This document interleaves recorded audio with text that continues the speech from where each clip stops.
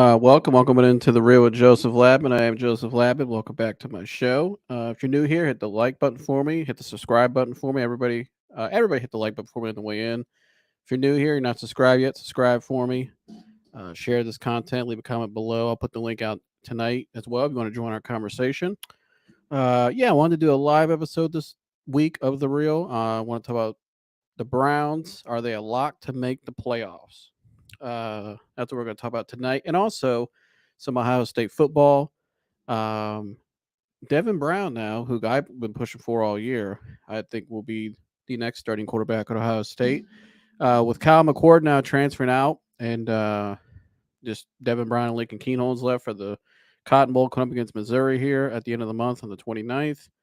I think it's Devin Brown time, and I think it's time for Ohio State to give him a fair shot.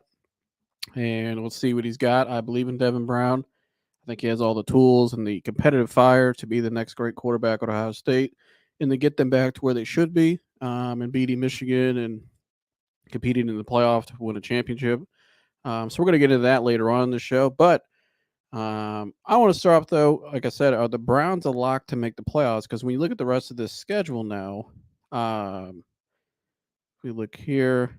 We got Jacksonville this week, and Trevor Lawrence got hurt last night in that game and is out. I think for the year he's out for a little bit. So he's not playing this week. So I think that's a lock for the Browns to win this Sunday at home. It's supposed to be raining, cold. And then you get Chicago at home. I think they win that game. Chicago's purposely tanking to lose. On the road to Houston's their toughest game. I could see them losing that one. But you still get the Jets at home, who are not that good. Trevor Siemian at quarterback. And despite the Kentucky Bungles winning last night with, I think, Jake Browning, I'm not that worried about that game.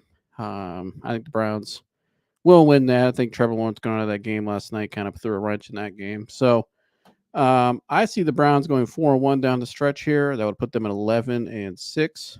And I think that is definitely enough to make the playoffs. I think Joe Flacco should be the quarterback the rest of the year.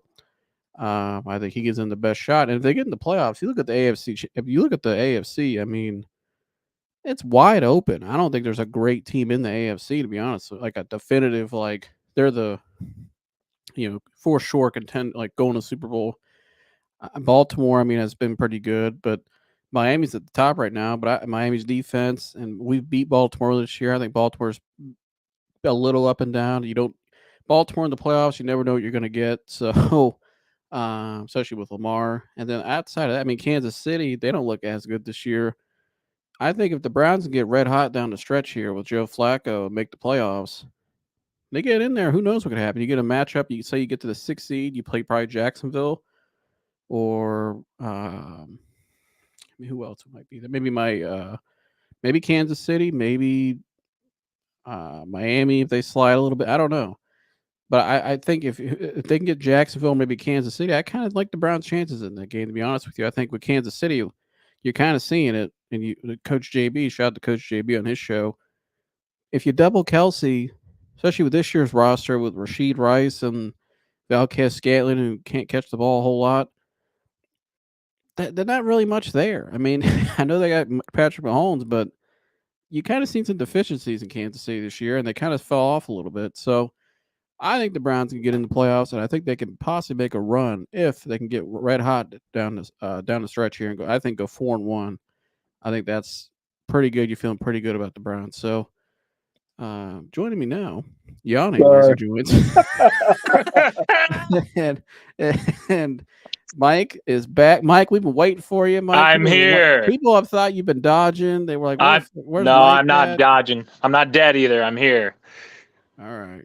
Well, Mike, since you're here, we finally got you, and people want to hear from you. What is your take right now on the Browns?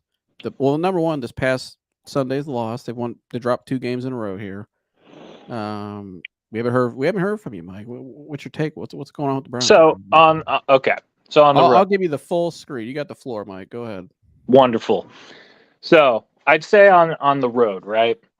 Obviously, there are, I guess you could say, excuses for the offense for the loss at Denver and the loss at LA. I think The offense has had a lot of struggles, obviously, with injuries, not just throughout the year, but within the past 3 weeks. DTR goes out with a concussion as soon as he was getting hot in that game. Been struggling with drops on the receiver side and tight end room. And then you have to play with PJ Walker. Had some dumb turnovers because of that. So that's an L. Obviously, I think Joe Flacco did look very, very poised and very good. And that is a testament to the offense and how it's run and the program that they got going. But obviously, turnover again at bad timing. Flacco even admitted in the post game that wasn't the read on that play. He just decided to uncork it. And that's what really kind of what turned it around for the Rams, because the Rams and the Browns have kind of been exchanging blows the whole day. I think something's weird with the defense. I don't know. Ward missing. Like I agree, he is the second best player on the defense. If him not being there to lock up the number one receiver and give the pass rush more time is really affecting them that much, but we haven't been getting pressure. I know Miles is pretty banged up right now. Hopefully, like the defense always, the whole team for that matter, always plays better at home. We're 5-1 at home this season. So I'm hoping they can keep that up and they can rally, win 2 straight and get hot, take that on the road. You only got 2 road games left, one of which is against Cincinnati, which you play well against them with or without Joe Burrow. So I like our chances there. I would say that one's a gimme. You do well on turn on my web. Well, HP Bagger says fixing his internet, but well, that better. Yeah, you there? Yeah. No, I turned off my Wi-Fi, and it just takes a minute to. Oh, you're good. Oh, here, finish your point. All right, my bad. No, but yeah, no, we play good at home. We're 5-1 at home. I like our chances to make a run here. The defense has some stuff to figure out. I think I trust Jim Schwartz to figure it out. But yeah, it wasn't a good 2 weeks as far as injuries to key players and just the whole operation. But I think this 2-week homestay is going to be what the Browns exactly need to not only get some wins, but also to get their mind right. Oh, we got a special guest to the chat, Dad. Bryce. It's funny. I forgot. I got the fall shirt on tonight too, Bryce. Black and yellow. Bryce. Varsity up, Black. Varsity Black. 2012. Right there. Got the medal. What's up, bro? Hope you're doing well. Come on, join anytime. Go follow Bryce's channel as well on YouTube. Bryce does Madden gaming. Very entertaining. He's always kicking dudes' asses in Madden. I see your highlights, bro. So. Shout out to you, man. It's good to see you. Bryce was part of the legendary 2012 Varsity Black team. Won nationals. That was my left guard right there. Bryce and I used to talk major shit to the other team's opponent. That was my guy. We used to say Miss Jackson by Outkast for the game. That's we used to listen to it. That's my guy. But good to see you. But Dad, you heard Mike's take. You're my take. What's your take on the Browns right now? You think with Trevor Lawrence out of this game Sunday at home, which we already picked on the win even with Trevor Lawrence, but I think that's definitely a win now. What do you see here down the stretch? You think they're a lock to make the playoffs? Barring nothing catastrophic happens, yes. So certainly win this game. Should beat Chicago. The Houston game's obviously tough. I don't see why Rodgers would come back. Oh, he ain't. You know what I mean? Why the hell? Did you watch Trevor Siemian on Sunday? Better than Tim fucking Boyle. But they are certainly in the driver's seat as far as schedule. So yeah, they should, barring nothing. In Browns, typical Browns fashion, nothing crazy happens. You know what I mean? They can all stay healthy. Yeah, I agree. I think they could be a dangerous team. I think if they can build off what they did, the good in that game the last Sunday with Joe Flacco, if they can get red hot here down the stretch and go into the playoffs with some momentum, I mean, Mike, who do you think would be a potential matchup with them in the playoffs? I mean, I'll put up the bracket up here, but Yeah, I think what are we right now? The 6th or 7th seed, at least right now. we're the 6th seed, I believe. Okay, so right now I think then we would be matched up. I think our potential matchups as of right now would be the 2 seed or the 3 seed. So that would either be Miami, maybe Kansas City, but I think it would be those two. I think the Ravens are going to hold on to that 1 seed. I think they're going to get their 1 week bye. But yeah, I think it's going to be Kansas City or Miami. And like you said, I really do like our chances in those. I think our pass rush is going to get right. I really do. I can't see us. Full screen for you. Okay, yeah. So we're the 6th seed. So we play the 3 seed right now. So right now it'd be Kansas City. Wow, look at the Colts. Goddamn, Shane Steichen is a good coach. I'm gonna be honest, Mike. Out of those top 3 teams, I'd rather play Kansas City the most. I agree. I don't want to. Miami at home in a dome with Tyreek Hill. I'm a little worried about that. On the road to Baltimore, a division game, I'm a little worried about that. That sounds crazy, but I think Kansas City out of those top 3 actually would be our. I mean, Jacksonville, they can win, but I think they're going to slide a little bit now. Yeah, I think the Steelers aren't going to be on this list much longer. Could we finish? I mean, if we finish at 5, who would we play at 6 or at 4? I mean, Jacksonville. So Jacksonville is not. They're going to slide, but they're not going to. They're going to keep that spot because they're winning their division. I mean, it could. I mean, shit. That division's tight. I didn't know how tight that division was. 8-4, 7-5, 7-5. Oh my god. Yeah. Jesus. So yeah, we play. If we become the 5th seed, we play whoever wins the AFC South. That's probably our best chance, and I think that might be the most likely, to be honest with you. The more I look at this, because I think Pittsburgh's sliding now. I think if we go 4-1, we should finish at 5. Yeah. No, and I think we win the first round game, Mike. I really do. Yeah, I agree. I mean, and that's good too. Because if Houston, though, that's the game that scares me on the road at Houston in a playoff game. That's the one game now. Because I mean, luckily we're playing there already, so we'll get a feel for it. We'll know what we're looking at. Yeah, if believe it or not, the one team I don't want to play is the Colts. The Colts are a weird team. They're like weirdly good. Like they're just really well coached and put together right now. And if between the other, because here's the thing, like I'm not saying Joe Flacco is a better quarterback than CJ Stroud in any stretch of the imagination, but I am saying that I think our defensive line and Jim Schwartz's just experience at knowing what to do against a rookie in a playoff setting, I would like our chances more over that because D'Amico Ryan's rookie coach, rookie, quarterback, Shane Steichen has been to a Super Bowl with the Eagles. Shane Steichen has a long track record of success, so he could give you some problems. Doug Peterson obviously won the Super Bowl. So for me, if I had to play an AFC South team away, for me, it would go Houston, Jacksonville, and then Indy. Now that might change though. If will Trevor Lawrence be healthy by the time the playoffs roll around? How bad is this high ankle sprain? Is it a high ankle sprain that he just needs to sit and chill out for a couple weeks, or is this the surgery high ankle sprain? Because some high ankle sprains require surgery. If that's the case, obviously I'd rather play Jacksonville. But the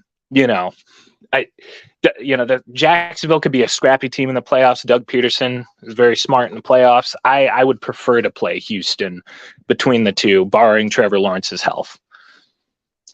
Dad, who do you think? I mean, you've seen the picture here? I mean, it's probably. I think we'll finish 5. I actually didn't think of that. Now that I look at it, I think we finished 5 now, and I think we probably, like Mike said, play the winner of the AFC South. I mean, what do you think is the best matchup for us? I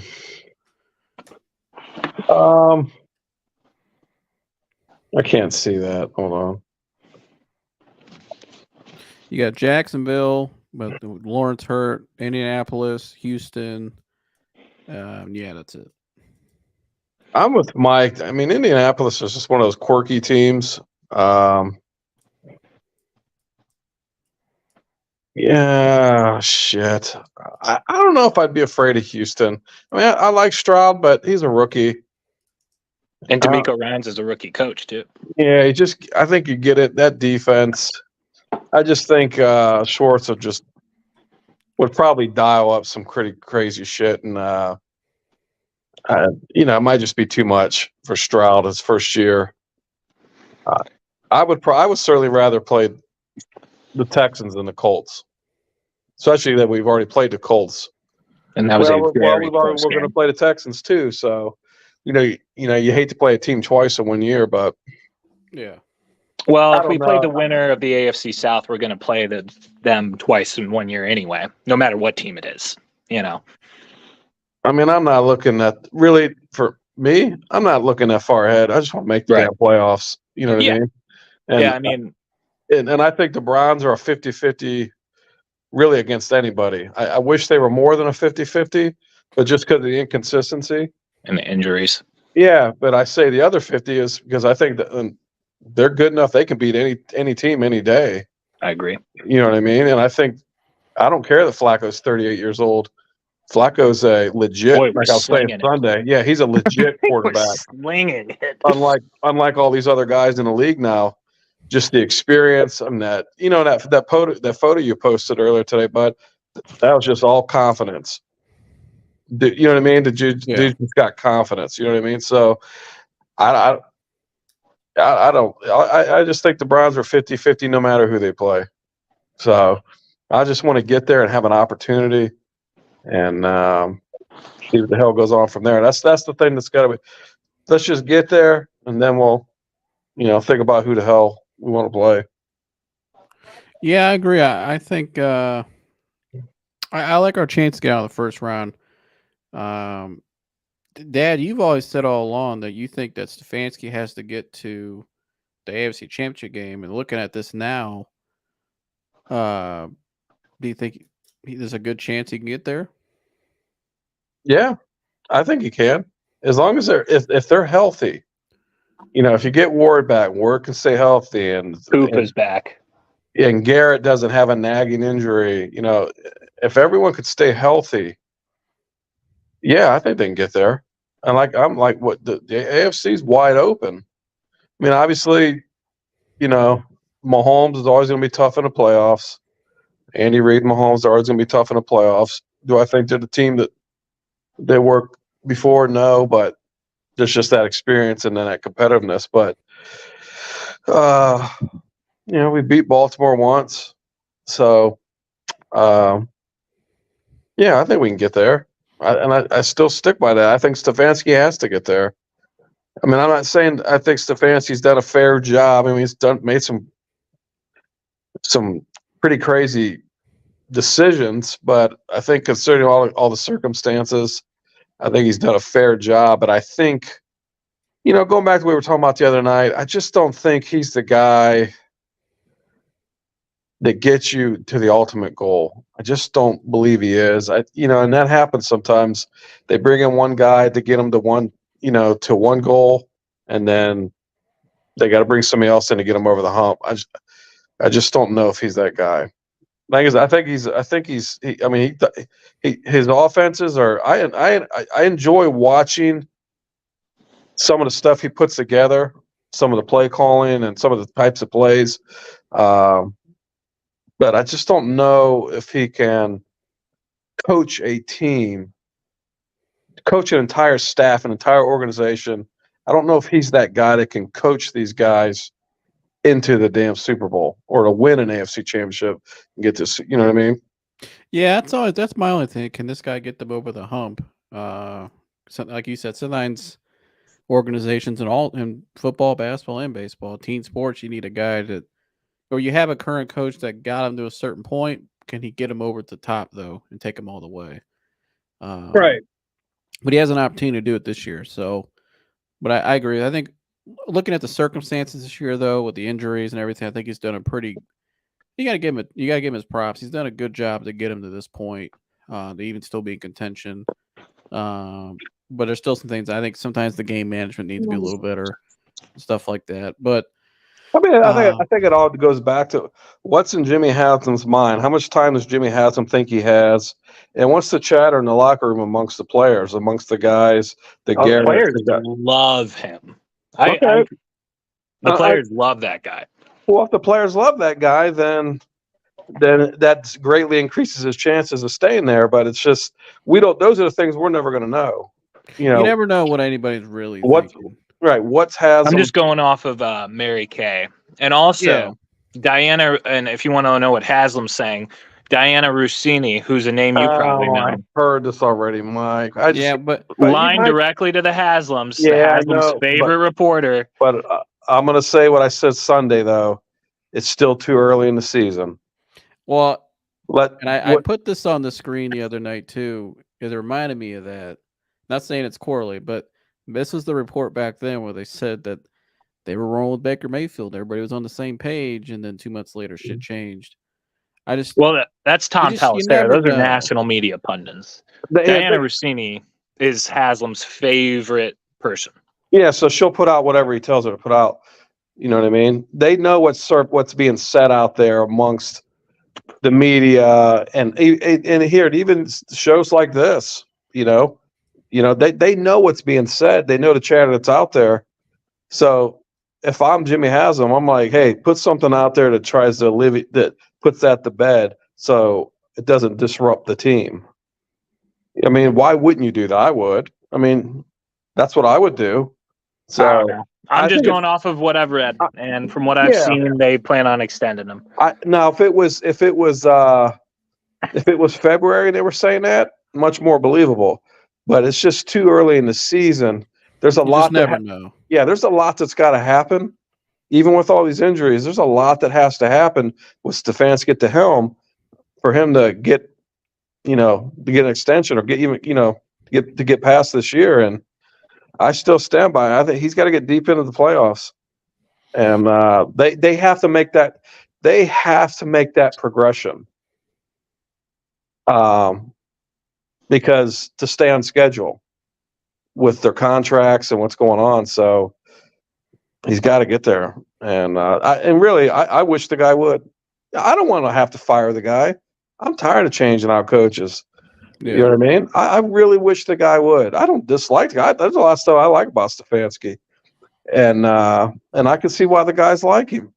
But is he that guy that can get all of his coaches where they need to be, all the players?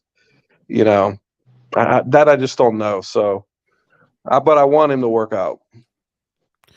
Dan said, average under 15 points a game over the last 3 games. We will lose to anyone in the first round of the playoffs. Uncle Kev needs to find an offense quick.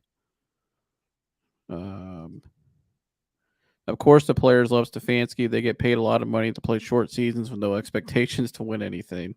Pretty good gigs. Mike, any response to that?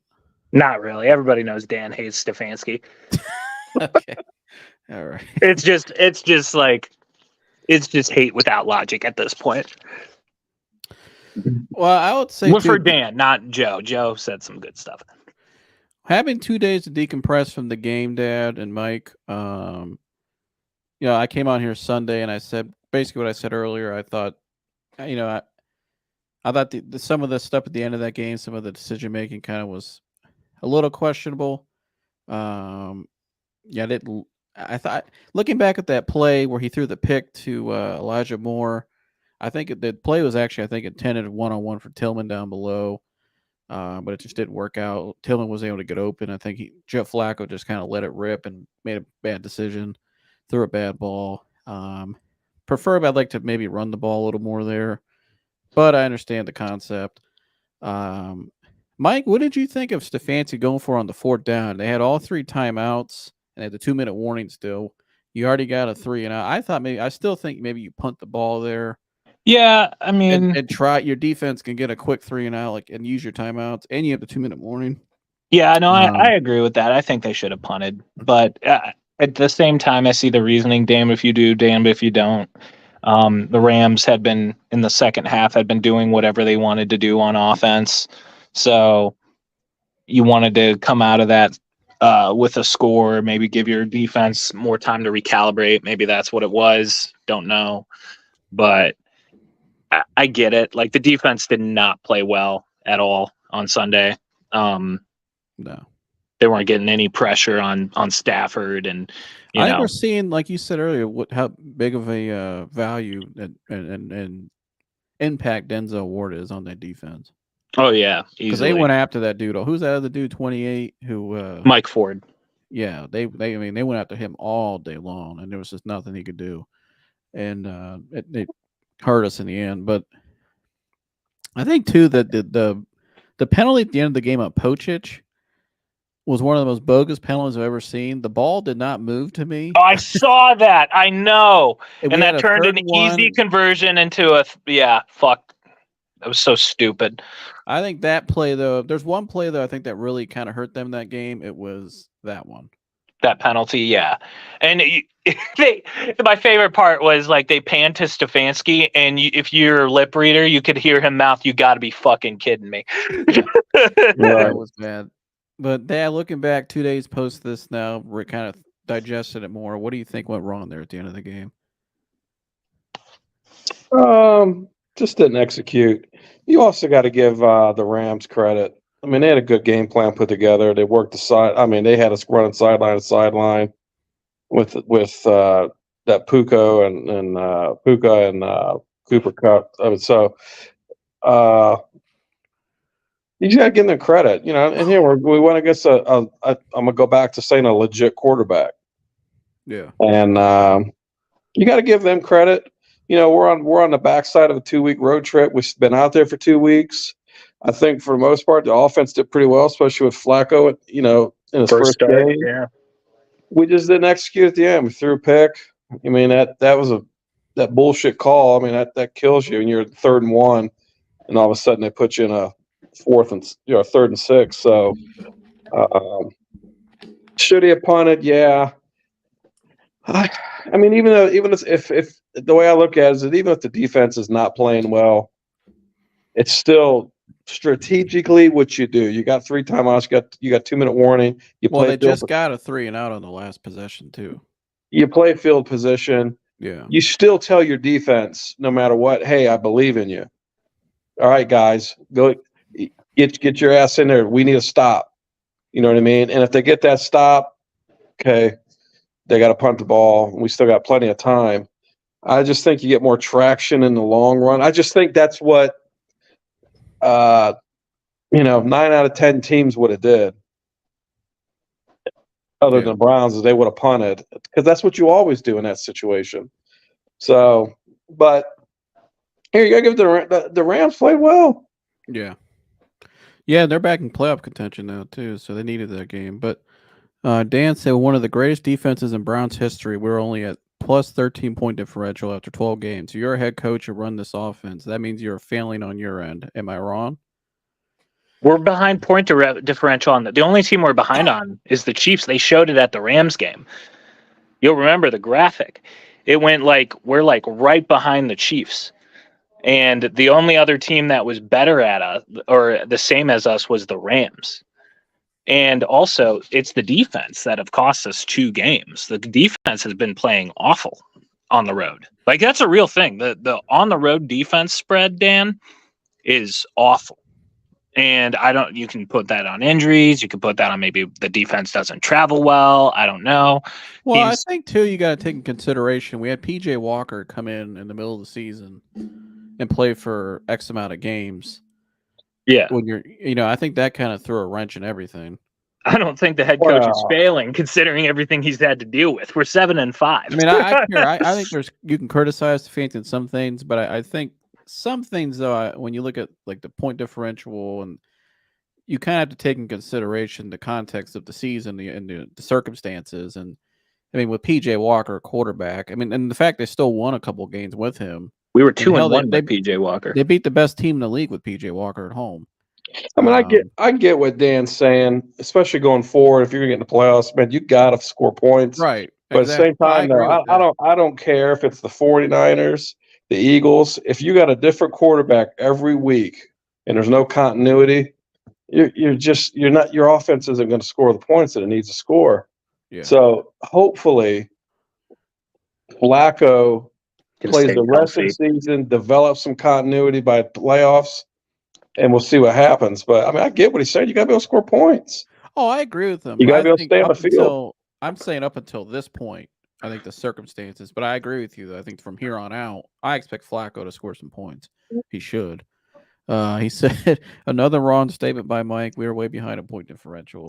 You know the graphic I'm talking about? We were talking about it on the phone, Joseph. The top teams are over plus 150. Well, here's the one thing that really stuck out to me that I didn't know that they showed during that game was we're number one in the league in giveaways. Let me find it. What is it, Mike? The point differential? It was whatever graphic they showed on Sunday.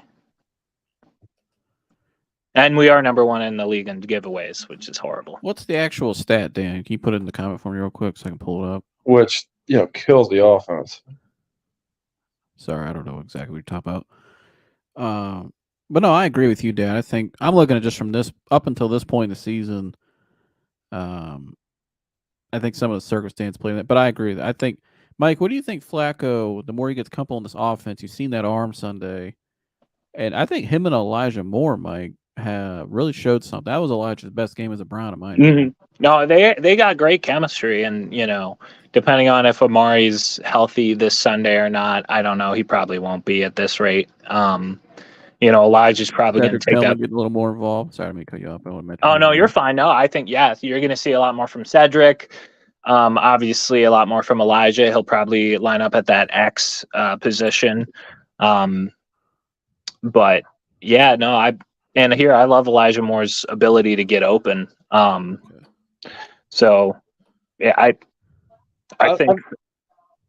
Go ahead, Mike. Oh, I was just going to say, I think even like the tight ends, besides Njoku stepping out of bounds, I thought he had a decent game, and I thought Harrison Bryant had a decent game. Harrison Bryant, I like. I'm still kind of like high on Harrison. I think he can still be a contributor. So it's nice to see him get involved a little bit more. Right. I think you're going to see more production from everybody just because of Flacco, just what he does to defense. That ball was getting spread around a lot. Right, because the defenses here. Don't matter. He's 38. These defenses know this guy can throw the ball. So, he's not going to be like a lot of these quarterbacks we see. They're just targeting one receiver because that's who they're comfortable with. And no, that dude can hit anybody at any time anywhere on the field. Yeah. And so it makes it easier. So you're going to get more production out of everybody. Yeah. And he knows that, and he knows he has to do that. I mean, the guy's a vet. So right at 15. Gurgs is in the house. Chris, what's happening? Well, how you doing, Chris? Oh, living the dream. But so here's the stat, Mike. So we're right smack dab in the middle. We're 15th, yeah. What graphic were they showing? Because we were talking about it, Joseph. It wasn't point differential. What was it? I'm getting mixed up. Oh, that was Do you know what I'm talking about? Was it points per game? Yeah, it was us, Kansas City, and the Rams. And I think it was Kansas City. I can't remember exactly what it was. They showed it Sunday. But this is what Dan told me right here, point differential, team average scoring margin. And we're in the middle of the pack. And he said, take a look at that, Mike. That's per game. What was the graphic? I know what you're talking about because we were on the phone when it pulled up on the screen. I know, and it was about the offense and how our offense was doing. I can't remember. Yeah, I can't remember either. I think it was it second half points? Maybe. I think it was. Yeah, it was second half points in the game. Yeah. Can we talk about? No, it was the last three quarters, wasn't it? after No, the first quarter? It was second half, I think. Because they showed the first quarter what the Browns give up in the first, Yeah. and then after the first quarter they locked down. Yeah, it was some like second half stat, and you saw it in the game too, because the Rams were third, Kansas City, I believe, was first, and the Browns were second. They were like a point behind Kansas City at second. He said you are -7.5, or excuse me, I'm reading that wrong. Excuse me. You are 7-5 with a great defense and a 0.1 point differential. That means your offense sucks. Well, I mean, Yeah, I mean, who's debating that it doesn't? Did I miss something? Out of nowhere. yeah, The offense it's been stagnant. But I mean, at the same time, like I said, I don't care if it's the 49ers or the even the Dolphins. When you're changing your quarterback every week. Yeah, You can't get continuity. So did correct me if I'm wrong, Stefanski didn't even name a starter this week, did he? Not yet. Mike, did he? No. Okay. Which is odd to me. I thought he would name. I would just name Flacco the guy now. Yeah, it's just another silly Stefanski moment. How is that a silly Stefanski moment, Kurgs? Because why isn't Joe Flacco your quarterback? Clearly, He very well could be. He very well just could not be telling the reporters that right now. Oh man, just like injuries, he doesn't have a right to tell them. I understand, but why aren't you telling them? I mean, every person with a brain and with eyes could tell you that Joe Flacco clearly had the best command of that offense this year. I mean, it's just pointless. Let's just name him the starter and move on. Probably has to do with he's not on the active roster technically, so he's probably waiting for Andrew to get that situated before he names him the official starter, because you can only call up a practice squad player 3 more times before he can be claimed by waivers. So it's probably more clerical than it is whatever the hell you're thinking. Well, what I'm thinking is what we have forgot to mention about the Browns game on Sunday. Why in the world did he challenge that? I think he was just pissed off. Yeah, I think I don't know if he just wanted to. Did he want to complain or? I think he was still pissed about the Pochich penalty, because right after he immediately started bitching him out. Yeah, I think it was more just kind of like a screw it move. I think he was pissed, which I agree. I thought that penalty was BS. I didn't see any movement at all from. But you don't just give away a timeout when you're down and you actually want to come back. I think he was just pissed off, just trying to. Well, no, because when they scored that first down there, or not, when they got that first down on a throw on the sideline, the game was over. I mean, so I think he was just pissed. I think he just wanted to prove a point to the refs. I don't know, but I mean, Gurg, he really got them. Yeah, Gurg, I saw I saw your Lions got the win. Bounced back against the Saints. I think, what are they, second now in the NFC? They're tied with San Francisco. Yeah, they're technically the 3 seed, but yeah, they're tied with San Francisco and Dallas record wise. But yeah, they should be good. Just make sure nobody tell the Lions that it's Thanksgiving when they get to the playoffs. Exactly.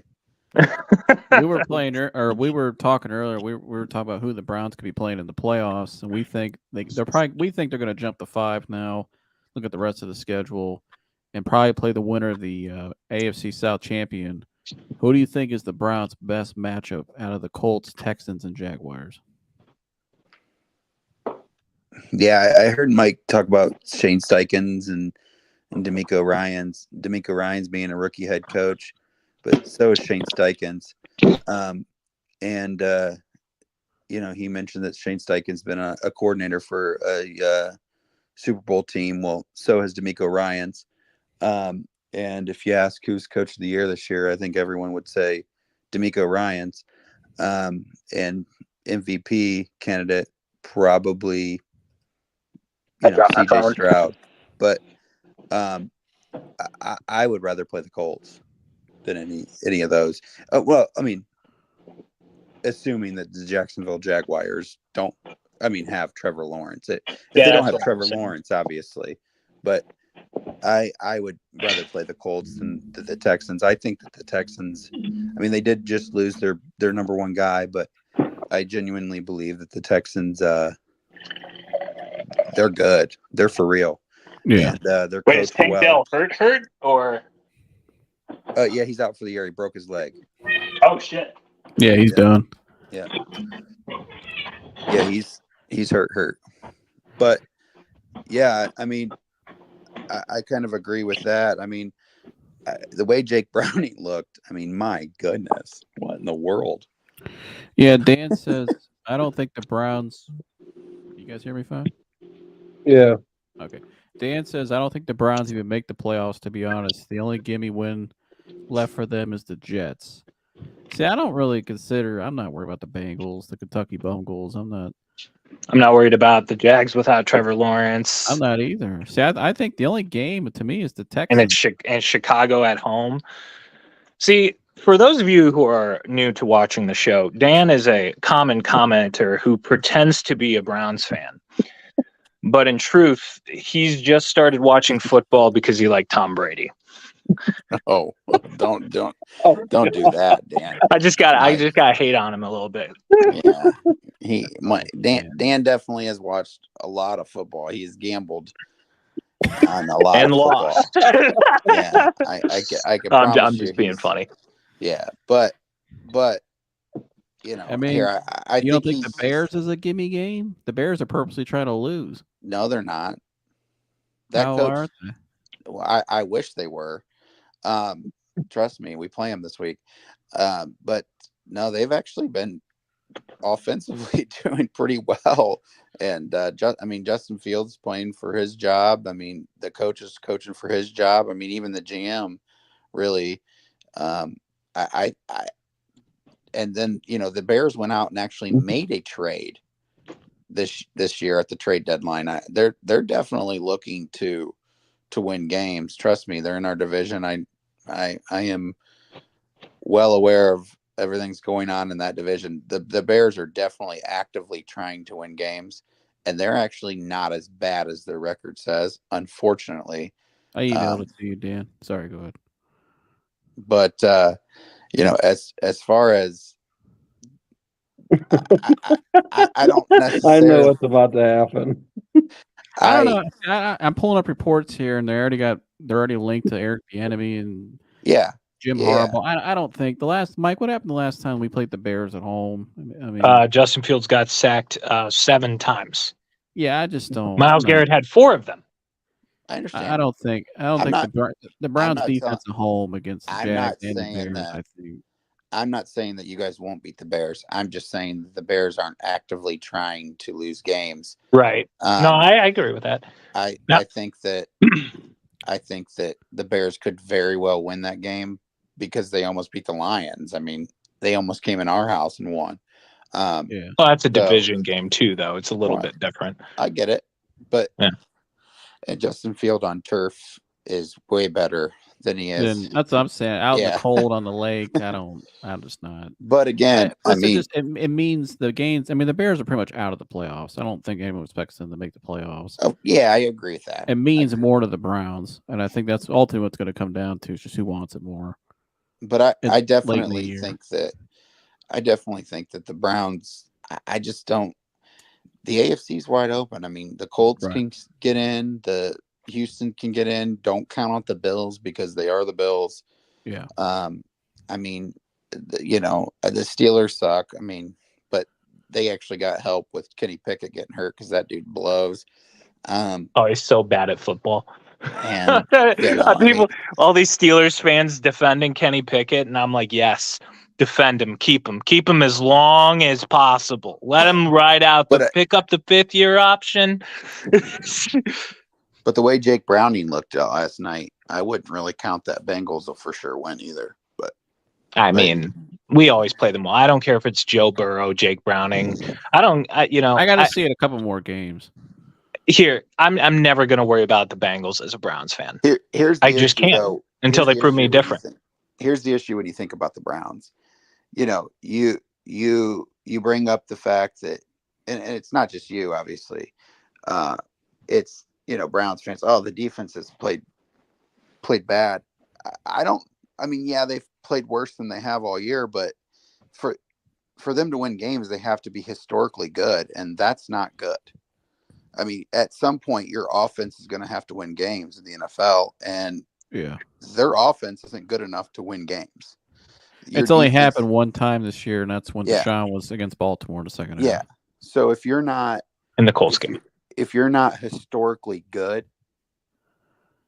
then you're going to lose, and that's hard to be historically good, every game.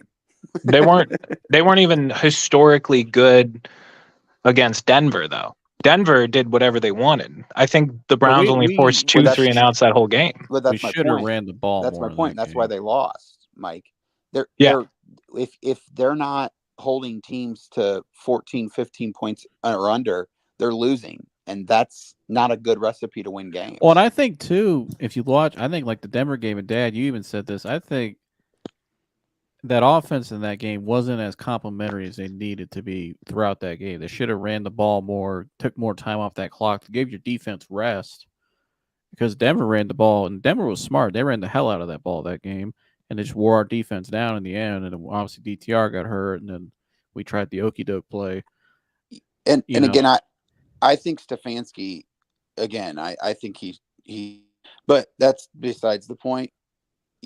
They don't really have a great offensive personnel, guys. I mean, you're right now. You're throwing out Joe Flacco, which I actually think he looked great for what it is. But I mean, you have him throwing to Amari Cooper. He's not a number one. Elijah Moore. I mean, Jerome Ford. I mean, David Njoku. He has been playing jokes on everyone for the last 5 years, 3-4 years, because he stinks. I mean, I don't know why people think he's as good as he is. But I mean, he's been averaging 700-800 yards and like 5 touchdowns. That's decent for a tight end. That's like you get another contract tight end. Stop it. Pull up those stats. Okay, yeah, pull up the stats. Stop it. I think a lot of with Njoku is he said doesn't have it. I'll text it to you. I think a lot of with Njoku though is just a lot of times he just doesn't get the ball. What do you think, Dad? You said that before.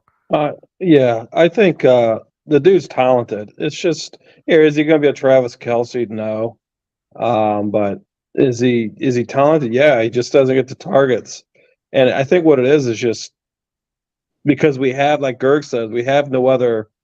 You take Nick Chubb out of the equation, you don't have any studs on your offense. So it's like we feel like we got to rely on Njoku. We need like Kelce numbers out of Njoku. We wouldn't even be saying any of this if we just had other players that were productive and consistent about it. It's just we looked in Njoku. Well, I think you know what I mean? Amari, and it's not really fair to him, because when he gets the ball, number one, he's got to catch the damn thing to be consistent there. But I love what he does when he gets the ball. I mean, I love his energy, but I just think we're asking too much. It's not. It's just that's what the Chiefs do. That's just a Travis Kelce and Anthony Gonzalez, guys like that. Those guys are like just generational type tight ends. You know what I mean? These teams just hit the lottery when they drafted them. So, it's and every tight end is going to get held to that standard now, and it's just you just can't do that. So I just think it's just because we got so many holes and we're so weak everywhere else. We're just like, we need Njoku, and it's just never going to happen. No, but I did like what I saw from Flacco Sunday, spreading the ball around more, even get Harrison Bryant getting some more looks. So I think that's their best shot, is just trying to spread it around, try and get everybody. You know what I mean? You got to be creative with the offense. You can't just be. You don't have Amari's. I agree with you. Guy. I agree. Yeah, and that's why I think they need to go out and finally get a true number one receiver in the offseason. Like Mike and I were talking the other day on the phone. I said I don't think Amari is a true number one. I think he's a number two. Oh, And 100%. At Yeah, this stage he's in on his number career, one. 100%. you got to have a guy at number one that's like a dog on the outside where the whole defense is looking at him. He could take the top off. He's a touchdown threat. A Mike Evans type, right, Dan? Yeah. 10 years at 1,000 yards every single year. The closest. And multiple touchdowns. Yeah. Mike, all right, let's rewind here. Dan, I knew you were going to be coming on now. You've goaded me into ending an episode of Real Housewives of Salt Lake City early to come on this. That's all you need to know, good viewers. Whatever he's about to say has already been null and void. And Whitney Rose was. Wait, Salt Lake City? So, did you say that you think I started watching football because of Tom Brady? Yes, I did. Okay. Mike, not only did I watch football way before that, but that if I never watched another football game, you could never catch up. Okay? That's fine. And also, Mike, I played football. I didn't just wait till my 20s to grab copies of the Beacon Journal and sweat the Browns. Okay, like you. I'm an actual football fan that played the game. So my stance is coming from a stance where I have been on a football field and played the sport most of my youth. So I didn't start watching when the Patriots drafted Tom Brady in the 6th round. I wasn't jumping up and down when Brady came out in the 6th round from Michigan as a scrawny white kid. Ooh, football, what's this game? My football career was almost done by the time Brady got drafted, Mike. I'm 40 years old. You're 40? I'm going to be 41. You'll be 41 next Friday, dude. God damn, he's next old. Thursday. I'm kidding. You know I was playing, obviously. I know you were goating me to come on here, but let's talk about something real. Okay? I know. I needed you on here. I miss you, Danny. I just miss your I face. have always told you I appreciate your fandom, as blind as it is sometimes. Okay? It is completely blind. Okay? There's no way you thought the Browns were number 2 in point differential with a total of 14 points over 12 I fucked games. up the I messed up the graphic. That's what me and Joseph were talking about. Okay, I can't. So let's go back to my original stance. Kevin Stefanski wants to be the offensive coordinator, correct? We have the best defense that I've ever seen with my own eyes since I was a child in Cleveland. He's running the offense, and we're at 1.1 points per game differential and 14 points over the entire season. Who is failing the team? Kevin Stefanski. But even to that point, like, again, we've started 4 different quarterbacks. Okay. And he's still putting a point. Okay. I will lean into that. But if you start that many quarterbacks, why are you throwing them 40 times and running the ball 23? I mean, even still, I mean, that, you watch the games too. You did see our run game. Our run game was awful on Sunday. Even better, I watch all the games, buddy. Not just the Browns game. I watch them all. Same. I mean, I pick and choose. When I don't watch every the single other one. games, when I watch the other games, I see teams that are playing a different sport on offense than the Browns. Would you agree? No. No. Mike, I don't. Like our herky jerky no rhythm offense that we've had running around since Stefanski, with the exception of a few games, despite the fact that we have a Hall of Fame talent tailback that we've had for many years. We stole in the draft because he had a knee injury in college, and a $230 million quarterback, and all these all-pro receivers we've had in and out of our team, and we can't get past the first round of the playoffs. Mike, if this was the NBA, Stefanski would have been fired 2 years ago. He only had Baker Mayfield was trash, and the offense wasn't the issue the past couple years. I mean, the end of the year PFF rankings for last year with Jacoby Brissett. Jacoby Brissett was a top 10 quarterback by the rankings and the yards and the touchdown differential. And then Baker Mayfield in what was our record? 7-10. Okay. I'm just saying the offense wasn't the issue the past few years. The defense was. And Okay. now the offense is the issue. Who But do you I think would wanted agree to keep Joe Woods around? Stefanski, but again, Oh, you what do don't just know? The head coach. I know, but like it takes time to institute a defense. Okay. I mean, Where- that's on Joe Woods for not wanting to like grab any defensive tackles worth a damn. Okay. But where are the Browns when players like Puka Nacua and Keaton Mitchell go undrafted in that first week of free agency? where was to put on every the other roster? fucking team? What does that have to do with anything? Because that's That is the building a most team, Mike. asinine argument, though, Dan. You got to realize that. That's asinine. There were a bunch of 31 other teams that didn't look at Puka Nacua and fucking Keaton Mitchell. Why is it always That's the just Browns? completely asinine. Why is it always the Browns that's one of those teams, Mike? Where's our explosive offensive talent that we didn't have to draft too high in the third round, like Anthony Schwartz or David Bell, or guys that don't do anything for our team? Your buddy Dwan Andrew Jones in Berry the misses fourth. those guys. Dwan Jones in the fourth. Okay. Starting caliber right tackle of your future in the fourth round. Okay. What's he got to do with an explosive playmaker on offense? You were asking for explosive play. You were asking for explosive offensive players. Okay. So what do you think? Martin Keaton Mitchell and Emerson Puka in the Nacua third are? round. With your first pick in the third round, you get a starting caliber first round talent in Martin Emerson.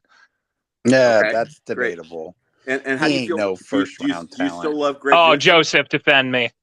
Do you still Listen. like Greg Newsome after watching him chase around players and other defenses targeting him and throwing at that zero on his chest like he's an empty chair?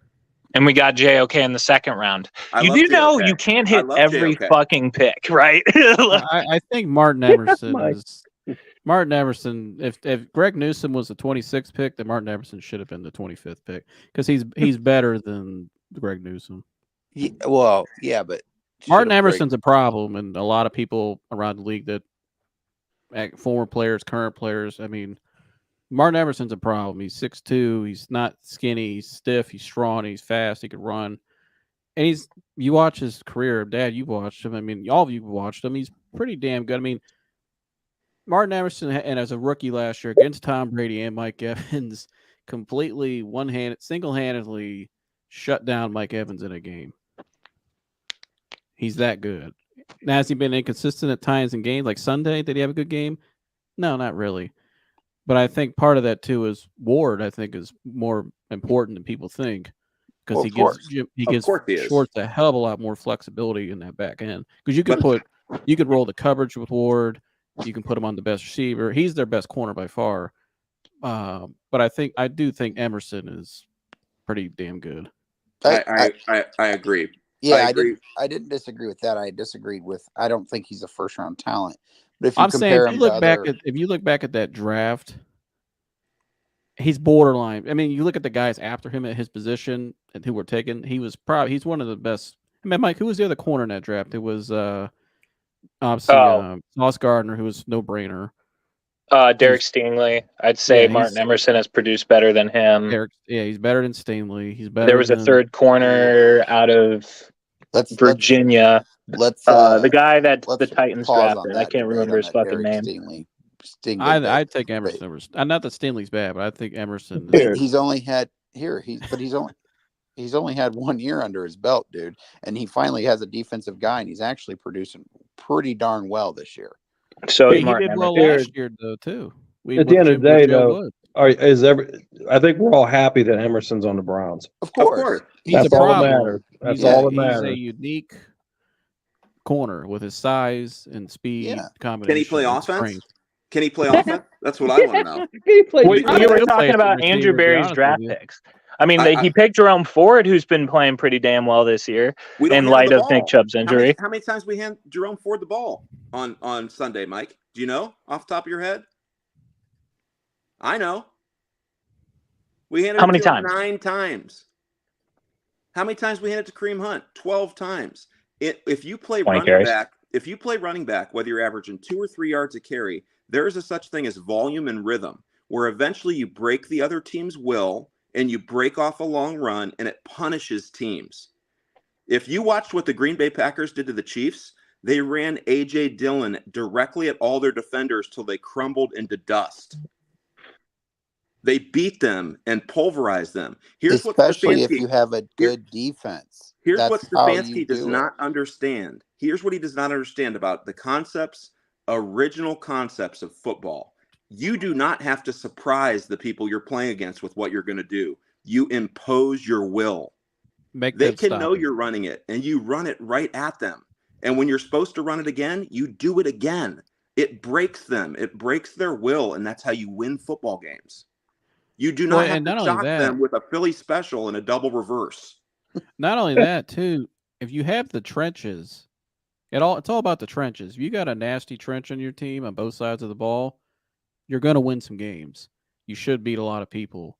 That it's like Matt McChesney said. We heard it's former pro. He played off. So he was offensive guard and he played on 3-tech and both sides of the ball in the NFL. He was making this point last week on Jace Willock's show about the trenches and relying on your trenches. That's why, Chris, that's why Michigan's been so good the last 3 years because their trenches. The Lions. Yeah. Teams that have been dominant. Alabama. The Ravens. Why Alabama's in the playoff right now because their front seven, but their trenches are always nasty. And we have one of the best interiors. We have one of the best interior offensive lines in all of football, and then obviously got DeJuan Jones on the outside. I agree with Dan. Like in the Denver game, there was no excuse to not run that ball more. They were averaging 5 yards a carry in that game against one of the last ranked rushing defenses in the NFL. I think they were last. I think they were dead last. And we wanted to get into a shootout with Russell Wilson. And they ran the ball more. I think it was that we ran the ball 22 times that game. They ran it like 36 times. Yeah, we ran it 22, that was the result. They wore us down. We just ran it 44 and threw it 23. These are back-to-back games of a non-performing offense with our brilliant mastermind, pro Madden player coach Kevin Stefanski, who's just a nerd. Well, and I think with where they are, I'm making this point, Chris. I'll let you go.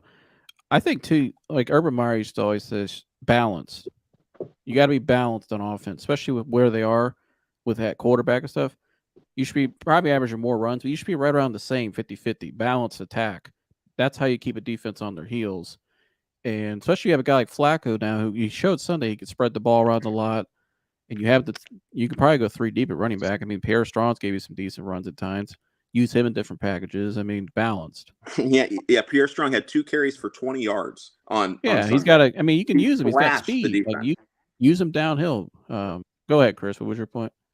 It just goes. Obviously, when you have a great defense, you want to run the ball on offense, and especially if you're going up against an offense like the Rams. I mean, what's the best way to combat that their offense? Ball control. Keep them on the sideline. Yeah. And you can't keep them on the sideline when you throw the ball 40 times with a 38-year-old guy that just came back to football. I mean, it just, or DTR or any other quarterbacks that they have, they don't have an offense that's going to go out and win you games.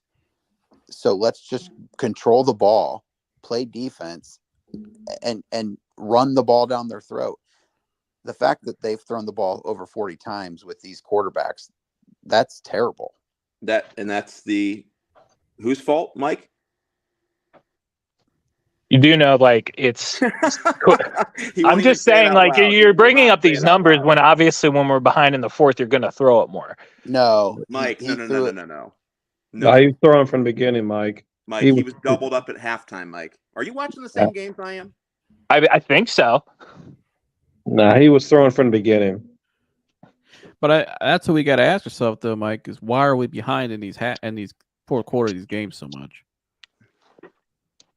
with our defense? These Browns are very lucky that Trevor Lawrence got a high ankle sprain last night. They are extremely lucky. I mean, Trevor Lawrence has been playing like shit this year. Well, I mean, I picked the Browns to win that game because I think it's going to rain. Because I think at home in Cleveland, the cold. But I wasn't like. I thought it's going to be 50 degrees on Sunday. What's that? No, it's going to be very cold and rainy. I thought it was going to be 50 degrees on Sunday. I know it's going to rain, though. It's going to be wet up in the lake. It might be a little chillier, too. But well, I mean, they're lucky they're playing C.J. Beathard because if we were 7-6, then those playoff standings get a little more muddy. And then every game is a must-win game for the Browns. And if you have a plus 1.1 point differential, any team you line up against any week can beat you. Period. Oh, I think too. If they would have lost, if they lose this Sunday, I said too, if they lose this Sunday, Dad, remember I told you this? I think it's over. You can't lose 3 games in a row this late in the year. The locker room's gonna quit. Name an offense that the Browns' offense is better than that they're playing in the next 5 weeks, other than the Jets. The Jets. But the Jets still have Garrett Wilson, and No, they don't have. They're playing. They're going to start Brett Rippon at quarterback. I mean, I know, but you know what I mean. I mean, I like their weapons a little better than ours, but yeah, they just don't utilize them the right way. No, but they still could play spoiler. But that's a Thursday night game in Cleveland. We would beat almost any team. We'd get up to play any team we played that, and let alone the Jets. They're going to get wrecked. I think the Jets. We opened the coolers on a Thursday night because of the Jets. You remember that game? Yeah. I think the Jets. I think we're better than the Jets, and I think I'd still take us over the. Yeah, I'd still take us over the Bears. I don't because the Bears are so inconsistent. At least with the Browns at home, I think they kind of have a little more identity than the Bears. The Bears are just, and the way they're using Fields is a disaster. I mean, that's a disgrace. But and then it turns same for Fields. In terms of the Bengals, every time we play the Bengals, we're the only team that matches up with them well because we have the corners. We make them have to run the ball. And you want to talk about weak trenches. That's the Bengals. Their offensive line is horrendous. That's why Burrow keeps getting hurt. Yeah, but they're. I think they could play spoiler, and they may have a chance to get in that game. And if it's them in or us in that game, and it's the same roster we take the field with today versus the roster I saw last night, I give that game to the Bengals. I'm never worrying about the Bengals do you think until they prove me wrong. Do you think the Bengals will be in contention by that game? No. Possibly. Because I think if they're not, then I don't think they really care. And it means more. Oh, they care. They care. I don't know. I think when you look at the matchup, that's why we beat them most of the time because they can't run the ball consistently, and their offensive line is horrible. Yeah, we got to run the ball consistently. That's the whole. All they got to score is 20 points to beat us. 16 maybe, right, Mike? Well, they only scored 3 with Joe Burrow, so I don't have to worry about that, do I, Dan? Okay, but we had a little different roster then too, Mike. I'm not worried about it. I'm not going to worry about the Bengals. I don't care who's Mike, behind there. Mike, you weren't worried about this game. You thought we were going to win this game. You thought we were going to beat the Rams. You thought we were going to beat the Broncos. You're never worried. I'm never worried. You're right. You pick them to win every week. I do. We just lost 2 weeks in a row. I know. Okay, so who was wrong? It doesn't matter. Oh, okay, gotcha. Because my phone's at 5%. I love you all very dearly. Hey, Mike, I remember you saying on charger. Being like, "Oh, Stefanski, I don't have 7-3. Why are we have a phone shit? charger? Here we are, 7-5." And then here comes the slide. The wife's using it. Here comes the slide. Plug that phone in, Mike. You know it's 100%. If you can come on camera and show me, I'm gonna send you a screenshot so you know I'm not bullshitting. All right. Well, don't use the same. Don't use the same device you looked up those point differentials on. Oh my God. All right. Love you guys. All right. Love you, Mike. We'll see you. Mike. That's the end of that. But so Dan, you don't think I knew as soon as you said that about Tom Brady, you were coming on. Started watching when Tom Brady. Are you kidding me? He summoned you. Are you absolutely shitting me? My gosh. I got starter pullovers that are older than his career. Yeah. Mike. Yeah. When did you start playing football, Dave? What age? I was in 4th grade. Oh, okay. All right. Yes, we're right around it because I started in, when did I start? 7? 7. I started playing at 7. Yeah. Yeah. So let's talk college football. Oh yeah, I've been waiting on this. Yeah. Oh yeah. That was our second topic tonight. I was going to hit on the Devin Brown. I think. Let me hit that real quick, and I'll let you go. Oh, are you going to the transfer portal? I have to start with how you guys acted as if I or any Michigan fan is worried about the University of Alabama. Did you see Michigan when they found out? Dude, come on. They were like this. They were like, oh. Yeah. Sports Illustrated even did an article on it today. In disbelief that the committee would actually leave out an undefeated team and just blame it on, because they didn't have a quarterback.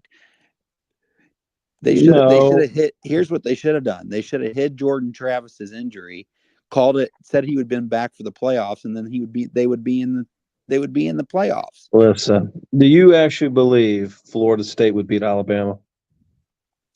It's a yes or no question. As I've told you 3 weeks ago when we had this debate, I said you can't put one team in because of one reason and then another team in for the opposite reason. If you want to go best 4 teams, I believe Georgia and Alabama both should be in. But if you're not going to go 4 best teams, you can't use that Alabama's better than Florida State argument, because guess what? Georgia's better than Washington. I mean, if you want to roll Well, 4 best are they? teams, But are they? yes, they are. How do we know? If you're gonna roll eye tests on one team to get in, you should do the eye test on all 4, not just one versus one.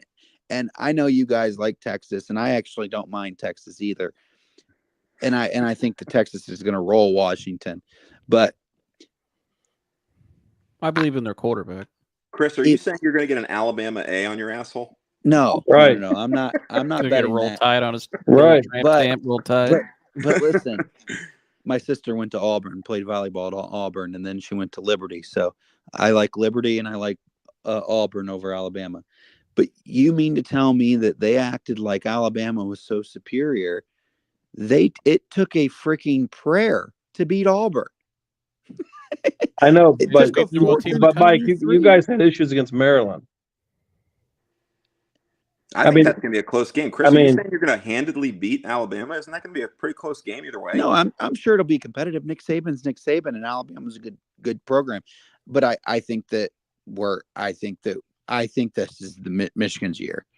I think this is Michigan's year. I think it's going to be Michigan versus Texas, and then we'll see what happens. I think Texas will roll Washington. I don't believe in Washington. I think their defense is definitely not playoff defense. This at has been all. a great first year for the 8-team playoff. Right. Yeah, 12. Yeah, because 12, listen, sorry. if you genuinely believe Washington's a better football team than Georgia, then I guess we've been watching different football, because their defense is awful. Washington's defense is awful. The whole Pac-12 in a whole is an awful defense. Yeah. And the Florida State defense that I've seen, dude, I watched that game, along with the Michigan game. That Florida State defense is for real. It's not just Jordan Travis. And again, that defense is good. That offense is. It looks good against ACC opponents. What? It looks great against ACC opponents. I understand, but that offense for Washington looks great against Pac-12 opponents. Here, Alabama played the 4th toughest schedule in the FBS. Georgia is like 66th. So how do you know that Georgia? I mean, yeah, Georgia's talented and they're good, but this is where you have to penalize Georgia, because they don't play anyone. Play a fucking tough non-conference team to get of the year. Okay, but you say that, but Florida State played a good non-conference. They did, but they also played in the ACC. Okay, but the ACC was 6-4 against the SEC. Chris, the ACC is garbage. And Washington played, and then look what Washington had to go through, though. Look what they had to go through. They had to beat Oregon twice. That's it. Utah's a tough team. The Pac-12 was actually a tough conference this year, man. The Pac-12 is terribly on the defense. Pac-12 was good this year. This year is what I said. This year the Pac-12 was good. At the end of the day, Alabama deserved to be there. They lost to the number 3 team. And what I see in Alabama is what I saw in the 14 Buckeyes. They lost early. They barely got in on the 4 seed, and they were fucking rolling. And I think they're fucking rolling now, dude. And I don't give a shit what you say or any Michigan fan says. You don't want to play them. I ain't scared to play anyone. Well, you're not. I wouldn't be scared, but Chris, this is a different. This isn't Big Ten football. These dudes are big, they're fast, they're physical. I know. They're different than Michigan. They got Yeah. aliens in that front seven. Have you Yeah. seen their front seven? They got some aliens up Who's there. put more teams? Who's put more guys in the NFL? Of course. You go, yeah, that's what you got in Alabama, dude. And I'm telling you this, Nick Saban But coached at Ohio State. Nick Georgia has Saban's an to- Ohio guy. I think he's been waiting to play Michigan. Oh, Saban can suck it. He's only the greatest mean, coach in the history of You the guys, sport. you guys wanted He can still Florida. suck it. And I tell you this, if Ohio State was sitting there at 1, you're damn right I'd want to play Florida State. I wouldn't want to play Alabama. I'll admit it, dude. You got to be an idiot to want to play Alabama. Well, I'm not saying that I would have rather played Alabama over Florida State. I'm saying that Florida State, you told me that they lost.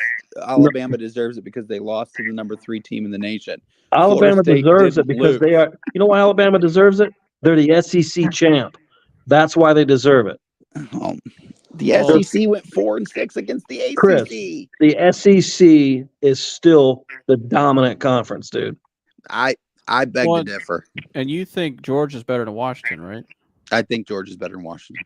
Well, then who did Alabama just beat? Georgia. So why shouldn't they be in?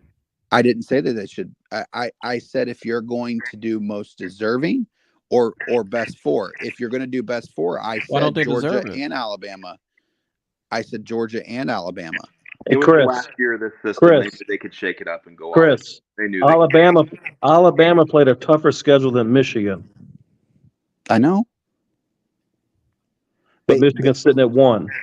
I understand. Alabama played a tougher just because they sweat the stinking SEC. Florida State smoked LSU. LSU's their fourth ranked SEC team, and they That's still just- have them ranked. It doesn't matter. Yeah, at the end of the day, no. They made. I'm happy with these 4. Florida State does not deserve to be in there. Florida State had to. I don't beat care about it. Louisville It's 1 loss. I don't care if it's 1 loss. You should still be able to lose a game and get in. I don't care that Alabama's got 1 loss. They're better than Florida State by far. And But Florida so- State, but- Florida State had to win that game the other night. And they played like Ohio- shit. How did Ohio State beat Wisconsin with Cardale Jones? 59. Pounded them. Yeah, They didn't do that against Louisville. It was not they even. I had don't their think. third string quarterback. Correct. And Ohio that's what State. nobody wants to watch a third string quarterback, Chris. Cardale That's- Jones yeah, was a third Big string time quarterback. went out quarterback's there a and part lit of up. it. Nobody wanted to watch a fucking third string quarterback. Well, I mean, Unless They got it. it's Cardale Jones. back, right? dude, they got it right, dude. th- For once, they got it right. you could have you could do it again. My question to you is, if they would have hid the Jordan Travis and they said Jordan Travis will be back for the playoffs, do you think Jordan Travis gets? Do you think Florida State gets in? They have a better shot, and they would have had in their conference championship, they had to win big to get in over Alabama, and they didn't. How can you hide that injury? It just didn't happen. Well, right now you're just telling people they should. They should Well, what? I mean, yeah, but everybody saw that injury on national TV. It wasn't a. No, I know, know, but hey, it didn't look like just a minor injury. I mean, they carted him off the field in a brace. course. I mean, that's not saying, hey, he'll be back in a month. Joe. I'm just saying hypothetically, if you just say, hey, he'll be back for the playoffs, at that yeah, but point, that's my whole point. he's Is we in. all saw it on national TV, though. I don't think that's believable, and that's illegal to report a raw injury anyway. Again, I didn't say that they were going to. I'm just simply stating it's wrong to keep a team off the playoffs because their quarterback got hurt. No, it's you want not. to play Florida State. It's not a big deal. It's okay. Right. It's, no, All right, Chris. Of course you wanted to play them. Who wouldn't want to play Florida State out of all these teams? Even I watch very little college football. I watched the Florida State game. And I'm like, how are these guys 13-0? Right. Well, They play in the ACC. I mean, didn't they almost lose to Florida, though? Yeah. Almost, yeah. Yeah. With their backup, though. Their backup, not their third Yes. string. I mean, that Yeah. third string quarterback, he looked like he hadn't even been to a But frat party yet. Florida- but why are we He's a acting true like freshman. why are we acting like Yeah, he was Alabama didn't young. almost lose that same week? And Yeah, but the Hail next Mary. week they beat the number 1 team in the country. Yeah. If Florida State would have waxed Louisville, they'd be in right now. I Like think Ohio Alabama's State gonna waxed win Wisconsin. the whole thing. Just like when Ohio State waxed Wisconsin with their third string quarterback with Cardale Jones, but they didn't do it. They had to pass the eye test Saturday night, and they didn't. They're boring. It was a boring game, and and here's where your point is somewhat valid because I saw this today. If Florida State would have got in, ESPN would have lost $150 million in revenue. Ding, ding, ding. So that's where. Yeah, we all know that's what it's about. Of course. Which that's what I'm saying. But they had. Oh, I'm saying Florida State didn't go out there the other night and wow the TV and dominate Louisville like Ohio State did with Wisconsin. Here's what you're Chris. Here's what you're going to find out. Watch what Georgia does to Florida State. Oh, yeah. Correct. So you have no argument. They're going to get demolished by Georgia. My argument is the committee is a joke. It is. Well, everybody knows that. Well, yeah, everyone knows that. Everyone knows that. And here's what I would love for them to do. I would love for them to have the 12-team playoff, and then the top 12 teams go by computer points, just like they did with the BCS. Then it takes the human element out, and it forces teams to play tough games, win by big margins, get turnovers. That's how they should do it. Take the human element out. Then you truly have the top 12 teams in the FBS. But that'll never happen. I'm just happy they're going to 12 teams. Yeah. But yeah, because there's going to be some 3-loss Big Ten teams for sure getting in that playoff. Yeah, there will be. Yeah. But here, I don't like about it. These 4 teams, I'm excited to watch this one, man. I mean, this one, both those games, I mean, I'm excited. I think they got it right. And I think it's going to be in Alabama and Texas. So, sorry. Listen, you're not hurting my feelings. You thought it was going to be Ohio State. No, I didn't. I said, I don't know who's going to win. Sorry. No, I told you, I said, I don't know who's going to win, dude. I mean, I'm a realist. Well, if Ohio State had Jalen Milroe at their quarterback, they would have a better shot to win that game. But, well, yeah. But that's the only thing. I'm just saying. I mean, I think Alabama's going to just pound the shit out of them. So, yeah, I think because Michigan has not been battle tested. Well, Michigan hasn't played a good quarterback at all this year. I mean, what's one good quarterback they went against? What's one good quarterback Alabama's won against? Here, that dude at Georgia put up some pretty crazy numbers this year. He was pretty good this year. From college standard, Carson Beck was pretty good this year. LSU's quarterback? They went against Quinn Ewers, who's going to be the #1 pick in the draft. And they lost by 10 at home. But they went against them, and they bounced back. But Jalen Milroe is better than everybody in the Big Ten that Michigan played, and Bowling Green and whoever else those other scrap teams were. Doing that cat at LSU. Oh, yeah. Yeah. Who was the best quarterback in the country this year? Jaden Daniels, or what was his name? Jaden Daniels. Yeah, Jaden Daniels, who threw for 4,000 yards and ran for almost 1,300 yards. You know who his worst game was against? Florida State. The beginning of the year. The beginning of the year. Teams evolve. We'll see, Chris. You're going to be getting all those texts from me on January 1. I got them all lined up. I got everything waiting what I'm sending you. Yeah, well, at least I didn't get them November 26th. Oh, I don't care. We got more titles. Where's Antonace? Guys, they won a fucking championship since 47. Yeah, maybe we'll get one since Maslin got one. Maybe it is that year. There you go. Does that mean the Browns might get one too? Right. No, the Lions. The Lions. Antonace is sitting with a spiral notebook. He smoked 8 cigarettes and he's wrote down at least 10 comebacks for me. He'll be on in 10 minutes. My dude. You, Dan. Here's some stats I just dug up out of magical Statland. I gotta bring up the second topic real quick though. And Chris, you can comment. And Dan, I don't know you don't really follow college a whole lot, but it is my season to follow college football. The bowl season has arrived. I'm curious your thoughts on this. I am now a college fan. Yeah. There you go. Kyle McCord transferred out yesterday morning. Actually, you sent that to me, Dan, so you know that. So Kyle McCord transferred out And you've heard all these rumors coming out, and I believe a lot of them. I said at the beginning of the year in my show, Devin Brown should have been the starter.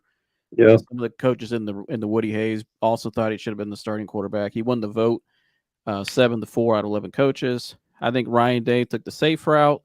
And now you hear all this stuff about Derek McCord, Kyle's daddy, who has been an absolute train wreck behind the scenes, getting in Ryan Day's ear constantly, threatening to leave, wanting validation his son's going to play. Sounds like, too, allegedly, we have to say allegedly, but I believe what you heard yesterday on Zach Smith's show from the timeline, he heard that, and he's plugged into all the coaches. He's coached with them and good friends with them. But when Quinn Ewers was here, that they wanted Kyle McCord to redshirt that year, and because they wanted Quinn to play because Quinn was too good to sit on the bench even as a freshman because he was an all-world prospect behind Stroud. And this dude insisted, no, my son needs to play. My son he's not redshirting. I think he's going to be a pro in 2-3 years for some reason. And basically that's ultimately probably what pushed Quinn Ewers out the door. So that was one loss there. And then obviously we caved into this guy this year, or Ryan Day rather. It seems like he caved to this guy this year and went the safer route. And here we are with another wasted season. I contend that if Devin Brown would have played early in the year, he would have had some wrinkles like Stroud did, some bad games because he's a rookie. But I think as the season went on with his talent and his raw ability, he would have got better like Stroud did his first year in 21, and ultimately would have been probably had a better chance of beating Michigan at the end of the year with Devin Brown. So what's your take on all this at Ohio State and what's going on with Ryan Day and just kind of this whole Derek McCord fiasco? Are you asking me? Yeah, you. I'll start with you because you're. I'm wondering why does this guy have pictures of something? Like why did he have this leverage over them? I mean, you're the Ohio State Buckeyes. You're Ryan Day. Why did this guy have this kind of power? I gotta believe it goes back to the Harrisons. I think he came to Ohio State. I think he was a package deal with the Harrisons. It's got to be that. And, is Marvin Harrison's quarterback in high school. Marvin Harrison's comfortable with him. Marvin Harrison probably can tell him what to do. Marvin Harrison knew he was going to get more targets. Because the guy he's terrible. We knew it in August he was terrible. And why you're Ryan Day. Why did this guy have this leverage over you? Something weird. But here, all I know is we got two quarterbacks that were supposed to be on Ohio State that are playing in the college football playoff, and we've had 11 transfers of decommits in the last week. And Ohio State is trending downward from where Urban Meyer had that team. I mean, it was in great shape when Tressel was there. Urban Meyer comes in, elevates it more, and now it's trending downward. And they've lost credibility.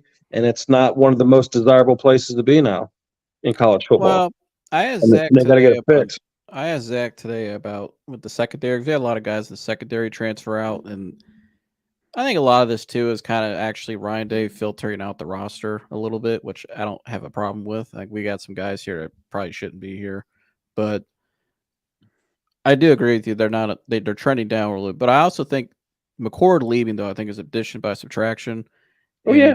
I think now if they can go into this, if they can go into this Cotton Bowl and let Devin Brown play all the reps, and he has a great game with the young receivers, you could build off that like did 2 years ago at Stroud in the Rose Bowl. You could build off that going to the next year and get back in the NIL because they were aggressive in the NIL last year in the portal. Got some good like Igbonosis and some good guys in the secondary and defense. So I think they could do that. But Chris, I gotta ask you as a Wolverines fan. I mean.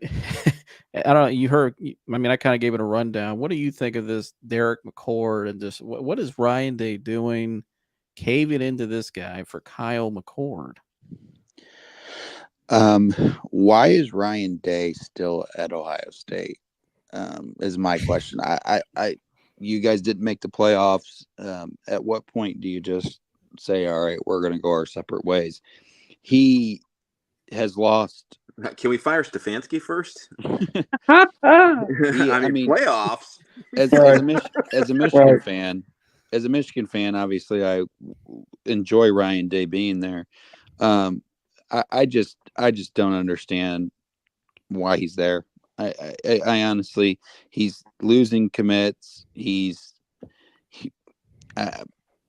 just ain't it for me.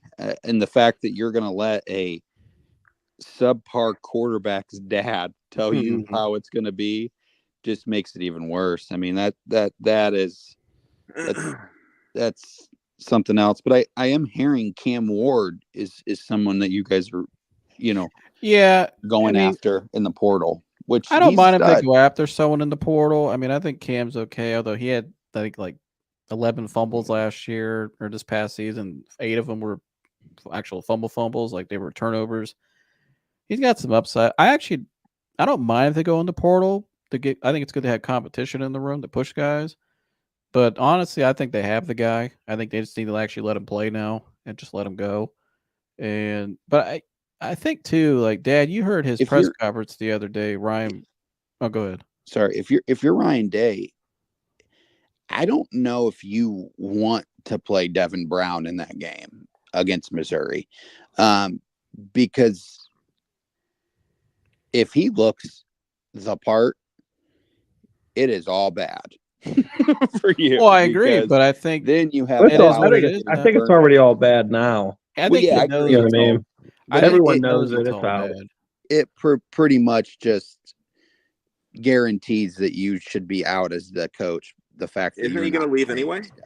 Well, that's what I was about to ask. I was about to ask when I thought his press conference the other day. I mean, honestly, the big headline was it was a day before McCord transferred. It was about he was non-committal about McCord, and he left the competition open, which I agreed with. But I don't know, Dad. You heard it. We watched it together. The press conference. I kind of get the feeling from him that he just doesn't seem like he's all in at Ohio State, and I felt that all year. I thought he kind of played his guys and kind of got through the year, and I think. A lot of these guys entering the portal, like Julian Flemings, who are senior, like it doesn't really make sense. Him. You can have it. Yeah, Julian Fleming's a stud. He just didn't get targeted. Well, no, and the writing's on the wall. Well, the writing's on the wall with Cardell Tate, who's better, but he's still a great player. But it didn't make sense for him to actually enter the portal this late. You don't want to do that when you have 1 year left eligibility. I think it's because I wonder if they have a feel on something because I do think who's the defensive coordinator, Jim Knowles. Jim Knowles. I think Knowles is taking the Duke job by the end of the week.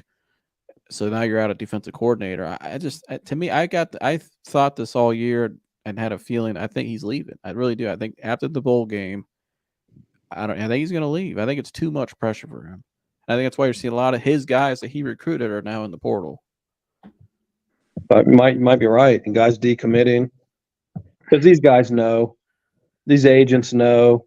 You know what I mean? Well, like Chris said, if Devin Brown goes out there and looks better than Kyle McCord, which I think he will because he is better, how bad does that make him look publicly? But if he's leaving, does he really care? No. Because why would Kyle McCord all of a sudden just leave too when he had the starting job all year? This coach picked you over the other guy who beat you. I think he needs to go. I think he's better off as a pro quarterback because I've always felt like as long as he's been here, he can't get the players up. The guy just has no emotion. He just doesn't talk on the sideline. You know, when you're dealing with 18 to 21-year-olds, it's hard to keep these guys engaged, let alone keep them engaged, but then keep them engaged at the level you got to be engaged at Ohio State. You don't have to do that with pros. That's why they're pros. Well, a college coach has to instill a culture and be a little more of a hard ass. Yeah. That's not his personality. No, it's not him. Where Mike Vrabel is. Vrabel makes just so much sense. You know, I'm starting to go on that train more and more because I think Tennessee, they're trending down. I think he's out of there. I just think if you're Ohio State, now I think New England might go after Vrabel too because he made some comments when they played earlier this year how it's a first-class organization, all this stuff, almost like he was lobbying for the job. But if Ohio State throws him a big offer, though, Mike Vrabel, I think, would make the most sense. Yeah, you could make more money as a coach in college these days than the NFL. You know how it is with the NIL stuff nowadays, all this new shit and the recruiting. It's kind of a headache for a coach. Like a lot of coaches in college want out. I mean, Jimbo Fisher's making $28,000 a day for the next 7 years, doing nothing. Doing nothing. Dan, I gotta ask you, as a newer fan, you've watched how many games of Ryan Well, Day? I just started watching football when Tom Brady came out, so I am no, I didn't know new to that. the game. Oh, Yeah, I forgot about that. I was waiting for the draft for the white, skinny 6th-round pick to get drafted, who never was going to take the field to start watching football. You already had his jersey, huh? Yeah. You pick out the Patriots of all teams. I had that same pair of underwear that he posed in for the physical picture. Just a fake Browns fan. So, so I mean, here's some things that college football is like perplexing to me. Like, it is hard if you make a decision at the beginning of the year to play a quarterback and you're winning and you're 11-0 or whatever it is. It's hard once you get that far down the train to make a switch. I mean, obviously, you know what's coming ahead. You know you have a real opponent at the end of the year. Then you know you have the bowls, but it's hard to make a switch as a coach and do that. So his mistake was probably at the beginning of the year or during the recruiting process when he took the safer route in picking the quarterback after the battle when the other guy won the battle. Yeah, but I mean, as Ohio State fans, I mean, before Mike thought I started watching football, when I was watching the Bobby Hoying throwing to Ricky Dudley for Ohio State back in the heyday and watching Katzenmoyer run around ripping people's head off wearing the 45 jersey, before he knew that I was a football fan. That team was lucky to win little more than half its games or make a bowl. So, and that was the Joey Galloway days and Terry Glenn, and then they were good teams, and the Michigan games were very intense, but they were never either playing for really anything. It was just Big Ten rivalry. So what a great time to be an Ohio sports fan over the past 3 decades, where the fans are mad when they're 11-1 and we're upset and we want to fire a coach. I just hope one day with our professional football team, we can get anywhere close to those expectations, because if we go 500 in a year, we're looking for reasons why they called double reverses and ran the ball half as much as they passed it so they can stay on the sideline. That is the dichotomy of the two different games. It's so crazy to me that one team in our same state is like, you win the national championship or you are shit and everybody get the hell out of here. And then the other team is like, we think we may be able to beat the Texans in the first round. It's like, what are we talking about? We can't even win a division. We haven't been the best of 4 teams in 35 years. Well, I think the difference is that we've just been Ohio State. As an Ohio State fan, you've been spoiled for the last 20 years.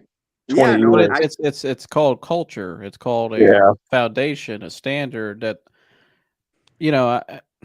I'm not like killing Stefanski, but I've been to that's Ohio where I State. made my point the other night, where I'm kind of like, I don't think I just really question whether this regime can get them over the hump and really instill that culture. Where I think, of course they can't.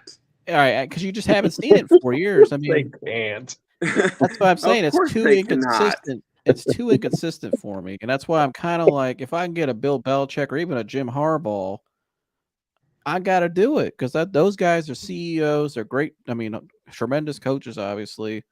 And I think the Belichick thing's a possibility, because I think he wants to pass. He wants to break that all-time record. I think it was a Shula's record, right? All-time wins. He's not that far from it, but he can't do that on a rebuilding franchise. He doesn't have the patience to rebuild. That's why when Tom left, they still made the playoffs after he left that one year, because they spent a ton of money for agency, which tells you he did not want to. Was he 72 years old? He ain't trying to rebuild, work with a bunch of 20-year-olds. Yeah. You know what I mean? He's trying to build a team 20-year-old. Or you know what I mean, young guys. He's not standing outside their doors. He'll be ringing doorbells on the other. Get caught on ring cameras. But he ain't trying to do that. I think the Browns are actually the best team out there because, number one, the connection in the past. Jim Schwartz is already here. Him and Schwartz, Chad O'Shea, that's his guy. You could keep Bill Cowley. I'm sure they know each other. Bill's been around a long time. And I just think the Browns have their core is about 25 or older. They're in their prime. They need to win now. Exactly. That's why squandering the talent now and extending Stefanski is a horrible idea. And I think if you give Bill's always, I think Bill not. Who would Bill hire as coordinator, you think, here? because that's important yeah. to work with Deshaun. You know, JMC would be coming back. That's what I said. JMC would be on his way back. Yep. I don't like McDaniels as a head coach, but I guess Oh, as hell no. a court. Well, I've heard some bad stories about him. He's kind of treats players like shit. Well, when he but was a coordinator, remember who the real coordinator was? Tom Brady. Right. That's what I'm saying. So would you really hire that Right. guy though? I mean, Yeah, that was the real coordinator. You could see clips of him tuning up Josh McDaniels on the sideline, telling him he ain't doing shit he's saying. yeah. Remember he told him he's like, no shit. Well, asshole." no shit. But that's what I'm saying. Like, who would be? That's what I'm curious because that you got to get somebody that can work with Deshaun and get him back, to where he needs to be. But Browns fans are blinded right now because Stefanski got the privilege of being the average dude that came after the series of turds. And he just looks better than he is because of that. But our roster was constructed and ready to win 2-3 years ago. Right. And nothing has come of it. Well, they almost made the playoffs Baker's rookie year. They're only a game. We were on the cover of Sports Illustrated as the Super Bowl favorite. Do you remember that? Yeah, with Odell and Jarvis. Yeah, and Jarvis. Fred Kitchens. I mean, it's crazy to me that the expectations are so skewed between the two.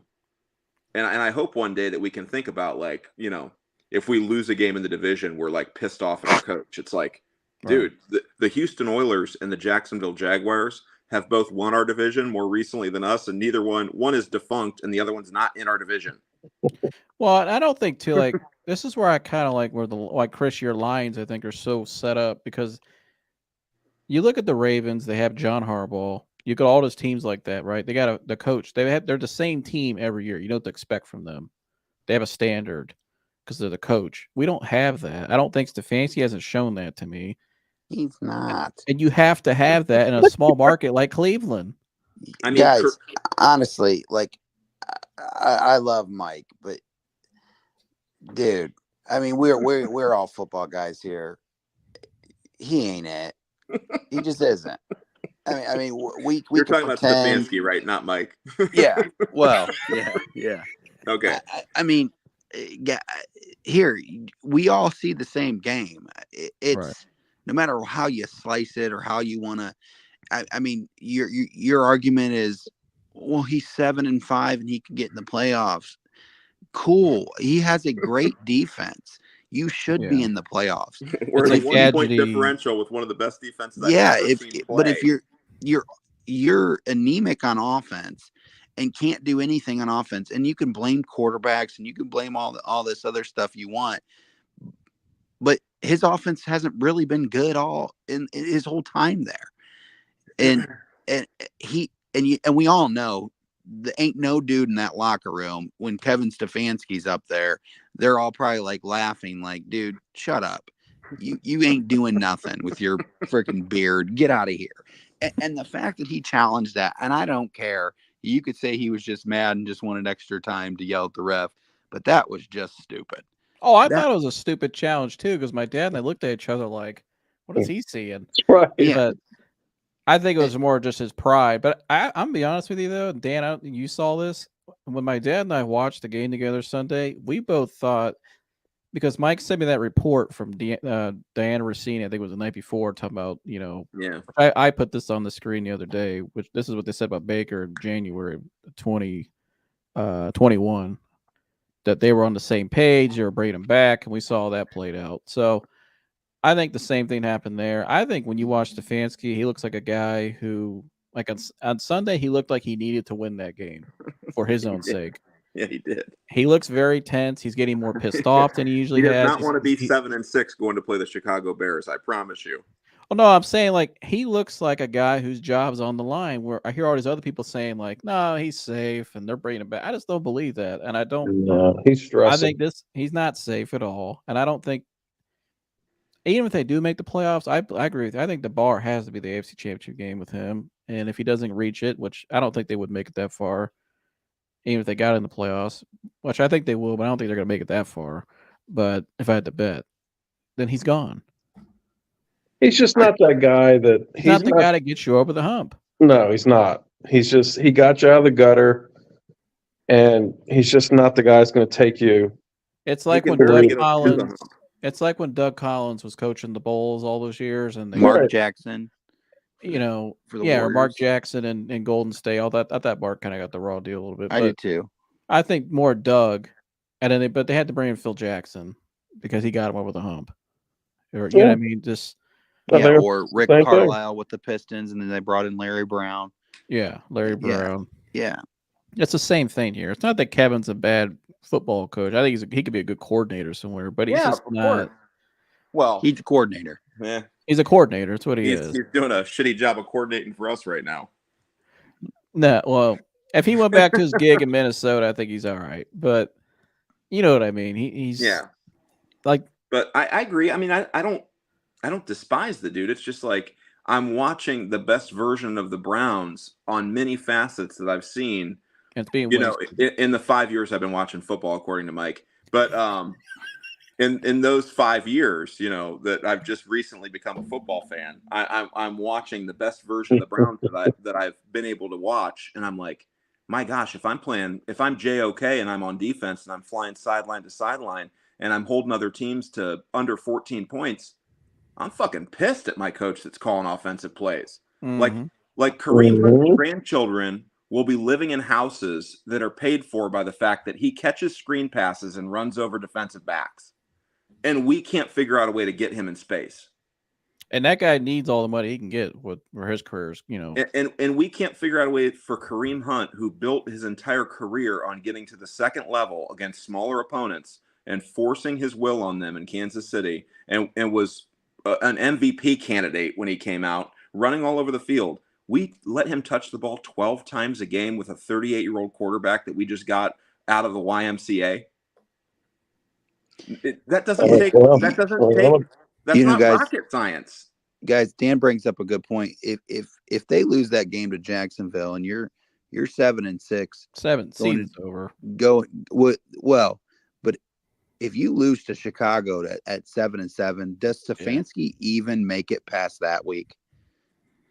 I mean, yeah, I think they let him finish it out. I think they'll let him finish it out, but hoping that he wins out for a 7 seed. You're gonna have to win out for a 7 seed at that point. It's gonna get awful murky with the teams right behind him if they lose this week's game. And CJ Beathard, I mean, he's not a complete scrub. He's not Brett Rippon or anybody like that. He can go out and compete and win games. Well, they got to win this game too. I mean, they need to win the game too. Indy and Houston are right on their heels. Yeah. Right. I mean, I think I thought this upcoming week's game was the most important one. I think if they lose this game, I think it's over. I don't think they're going. Well, I think if you're losing, you can't lose 3 in a row this right. year. Right. Your locker room would be flat and they would tap out. Guys would start thinking about Cancun and all this. You know what I mean?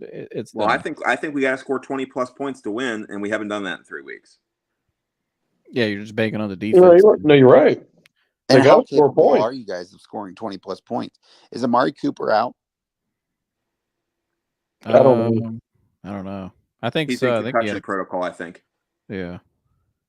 Because without him, and Elijah Moore is your number one, and the fact that Stefanski still wants to throw the ball 40 times. I mean, at that point, who are you throwing it to? Well, that's the problem. If the dude would just split if he just go 50-50 or keep it close, we can score with 20 points. You know what I mean? He's just throwing the ball so much for that 3 and out, 3 and out, 3 and out, 3 and out. Our offense isn't out there long enough. Against good offenses too. Like the Rams have a good offense. And the fact that you're just giving them the ball and tiring out your defense because that's what I'm saying. It just makes no sense. It makes no sense. And that going on it for 4th and 5, I mean, with the offensive personnel you have in that game, what are you doing? You're going to give the Rams a short field. It just doesn't make any sense. I if you go back to that game Sunday too, I mean, there was a clear difference between Sean McVay and Kevin, obviously. 100%. And I mean, the way McVay was moving guys in the motion like that, back and forth. I mean, Sean McVay, even when the Puka kid went out of the game, still found ways to move the ball up down the field. That's something Kevin just cannot do. And they have an injury. That's it. David Bell can go in motion, and no one would go with him. No, and when he's in the game, it's like the guy runs a 4.6 and he's an NFL wide receiver. I mean, I still don't understand. He was great in college. He was good in college. Man, he was great in college. Well, yeah, I think McVay sticks to his game plan. I wonder if Stefanski even does he ever stick to a game plan? I mean, Well, his first script is awesome. The minute he's got to do some in-game thinking, it goes to shit. His first drive is always good. Right. It's like you can't. There's no way he went into. I mean, this guy's in the NFL and we're not. There's no way he went into that game saying, "Okay, I'm going to throw 40+ times." Actually, I've never believed more that I could coach in the NFL till I watched Stefanski. You know what I mean? You get what I'm saying, though. This guy knows this. So what? I mean, I actually we were talking about Ryan Day earlier. I actually think Ryan Day would be a much better offensive coach in the NFL than Stefanski, personally. oh yeah, I don't think Yeah, it's he even would. close. Because I know Ryan's aggressive, and Ryan will. He's just me. I don't think Ryan will. I don't know, but no, he doesn't. He I think would be a better pro quarterback or You better know who pro made coach. Stefanski look bad is Mike Prefer when he came down and won the greatest Browns game I've seen in my Right. life. and that was Van Pelt calling the plays. Yeah.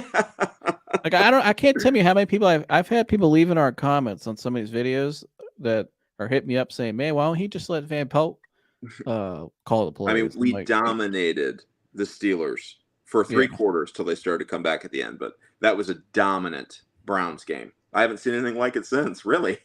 No, I haven't. Yeah, I mean once, but I wrote down too the Seattle game this year and the Denver game. That's 2 games. He's cost them 2 games this year, off the top of my head.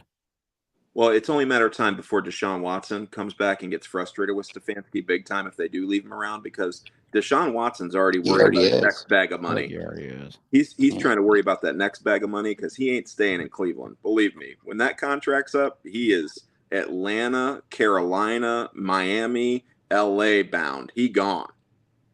He is not a long-term Clevelander, dude. He is only here for that $230 million. It's a quick pick stop. Let me continue my career. Let me grab this bag. Let me see if I can win something.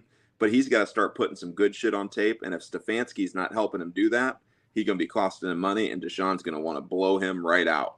Right. And Deshaun's got to, if he wants the ultimate bag, he's got to win a championship. Yeah. Well, yeah, but he could still re-up. If he played well, he could still re-up and get what he's getting now with what quarterbacks are about to be making. I mean, well, I know, but just imagine when you got a Super Bowl. Yeah, I think if they turn around and win, I don't think he's not the kind of guy that if they win here, he'll stay. But I don't know. I don't think I've followed him his whole career. I don't think just a thought here. Not that I know you guys don't like this particular guy, but just a thought here. Going back to Bill Belichick, who was Deshaun Watson's offensive coach for the Texans? Yeah, Bill O'Brien. Who's Bill O'Brien's? Who's he an offensive coordinator for right now? Patriots. Bill Belichick. Yeah. Just a little thought. And how much of that's really on the? I mean, they got crap talent. I mean, do you think Bill O'Brien with Deshaun here would do much better than he is in New England? Dude, Deshaun They did well in Texas. They did well in Houston. Point. Yeah. Because I'm always saying I'm playing devil's because people like, and Mike and I have talked about this. They'll say, how could you hire those 2 guys? I mean, look what they did in New England. They're horrible. Their offense is terrible. It's a horrible hire. But I agree with you. I think a lot of it's just their personnel sucks.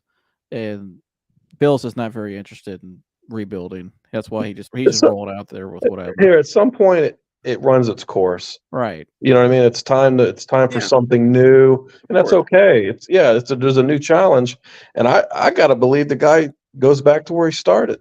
I mean, he's talked about how much he loves Cleveland, and here Jimmy has him. If Jimmy has him, I mean, he was the first guy to pay a quarterback the way he did and guarantee all that money. He'll fucking throw the money at Bill Belichick. He's got it. I wish Belichick would just retire, and somehow he's just the most talkative football personality now, and he just goes up with Brady. And it was Brady and Belichick doing games. I mean, who wouldn't just tune into every one of those? But see, Belichick's got to win without Brady. He's got to break their record. Or it's tarnished. Because that was always that debate. Who's responsible? Well, Brady went and won without Belichick. So he has to win. Well, and all you're hearing all this year too from Warren Sapp and people saying, "This dude, you're overrated. You can't win without Tom. or LT. And if Brady would have came to Cleveland as soon as Deshaun got hurt, he could have won another one. Yeah. You remember when Vegas had? And I know nobody thinks that still could be a thing, but TB12 is still in great shape, and he could still come down and play NFL quarterback for the Cleveland Browns and put them at least in the AFC Championship. But that's not happening. When he was leaving New England, Vegas had the Browns as a top destination. I still don't. Why? Where did that come from? You know what I mean? That's kind of weird. Because they were ready to win now, plus a quarterback, probably. I know. But you're talking about Tom Brady coming to Cleveland. I mean, like, I wonder, was it ever in consideration? Yeah. At one point, I could see him walking down East 9th with Giselle. Yeah. Past old Jake's gyros. And I mean, if you really want to top off your career, I want in Cleveland. Well, he's going to top it off with $350 million over 10 years in the Fox Sports booth. I know. Yeah, I mean, $35 million to talk about the game. When's he start? Next year? Next season. Oh yeah. But if you're Bill Belichick, though, if you come back and win in Cleveland and you break the record, he's got to be the greatest coach in the history of sports, then, wouldn't he? I think he's already up there. He still is. Yeah, he already is. I mean, you add that the cherry on top at the end. Yeah, I don't think he wants to retire. He's not going to go out like this. The greatest coach in the history of sports, or greatest coach in pro football? History of sports. There's some good ones. I mean, you're talking about he's the all-time win leader in the NFL, which is the hardest sport, the most watched sport, and he won the championship in Cleveland finally. Well, and he also has the other championships with the Giants, and we obviously have to consider Stefanski. He's 7-5. Yeah, he's 7-5 with a world-class defense and a 1-point differential that he's calling all the plays for. All you're going to hear after that is, well, Stefanski got him there. Mike's actually more of a. It was Stefanski's team. Yeah. Mike got him there. Mike's more of an Andrew Berry guy. He said if they fired Andrew Berry, he's done. Oh, okay. So I said, well, Mike, Andrew Berry's not going to be able to work with Bill Belichick, right? You think Bill's going to listen to this, and especially Computer Blue out there in San Diego. You think he's listening to Paul DiBodesta? You're crazy.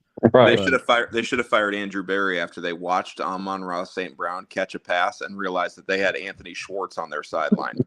Yeah. Well, not only that, here's a little nugget too. Should have got dusted. Chris, you brought up Bill O'Brien right now, who's Deshaun's guy. You know who else is in the Browns building right now too? And he's a coach. His title is coaching executive. Yeah, Bob Quinn. Bob Quinn, who is from where? New England. Exactly. I always found that interesting. He was hired right before the season too. Yeah, it would be a great full circle moment for Belichick to come back to the fans that ran him out of town for benching Bernie Kosar and win them their first Super Bowl. That would be the ultimate Bill Belichick, just absolutely F all you guys. He's got a lot of guys in there already. He would just not show up for the parade. Yeah.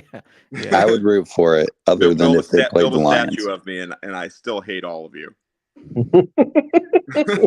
But I found that interesting, though. They hired Bob Quinn right before the season, and his title is coaching executive. Just you can move Bob Quinn right down in there to GM. Right. And you already got Schwartz, and you already got. God bless him. That'd be crazy as hell, man. That'd be crazy as hell. Dan, you'd have to get Bill on a demo. Yeah, no problem. We got Dodge Hornets that I'm sure he'd love. What do you think his demo would look like on the inside? Oh, just pigged old cigarette butts and Pepsi diesels, sweatshirts laying everywhere. Probably like those Lorna Doone cookies and shit that no one eats. Yeah. Hey, I'd be game for that. Of course. I'd be game for that. I mean, the only person that wouldn't be game is Mike. He'd be following Kevin Stefanski's career to the University of Minnesota or wherever. He told me, he said Kevin, he goes, yeah, we're going to fire Kevin. He's going to go somewhere and win a Super Bowl. I said, where? What? Yeah, that's what he told me. Yeah. Do they call it the Super Bowl in the USFL? No, it'll be the tight ends coach. It'll be the Arena League. Dude, I mean, whatever. Does I your mean, real league still exist? Yeah. I don't know. Do they? Oh, They went yeah. to that The fan Arena control League, football. the Arena League's still there. A lot of it's just a lot of JUCO guys, ex-JUCO guys. Dude, the USFL is so bad. They were set up at a Hoban game, trying to recruit players. Yeah. Yeah, I know. That's- I drove them in the Hall of Fame parade last year on the USFL float. We pulled it with a Daystar truck, and all the guys showed up just 20 minutes late as the float's already moving with my daughters in the back, and they just jump on, and it looks like they've just been absolutely hotboxing whatever car they got there in. And they're back there leaning on the helmet about to knock it off the back of the float, and I'm like, hey, guys, you can't lean against that. And they're just standing all back there. Well, yeah, they got a league there. A lot of guys go to the Arena League, USFL. There's also a league over in Europe too, over in I can't remember the name of the city. Somewhere in Europe, they got a league over there too. So it's probably where Mike has his third house. yeah.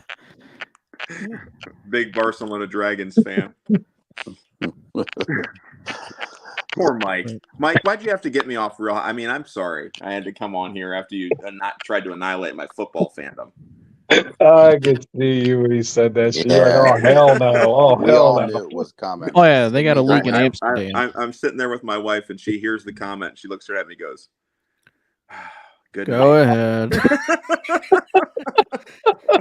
Yeah. She just goes, "Go ahead."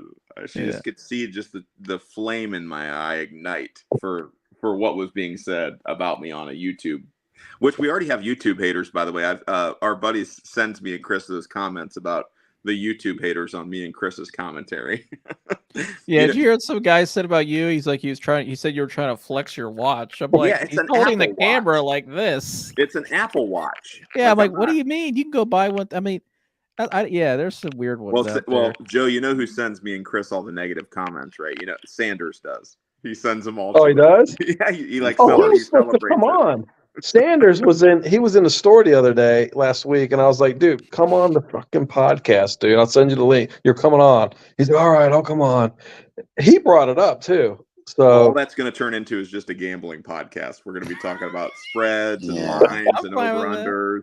Go ahead. Scott, I'll let you What? guys go ahead. Yeah.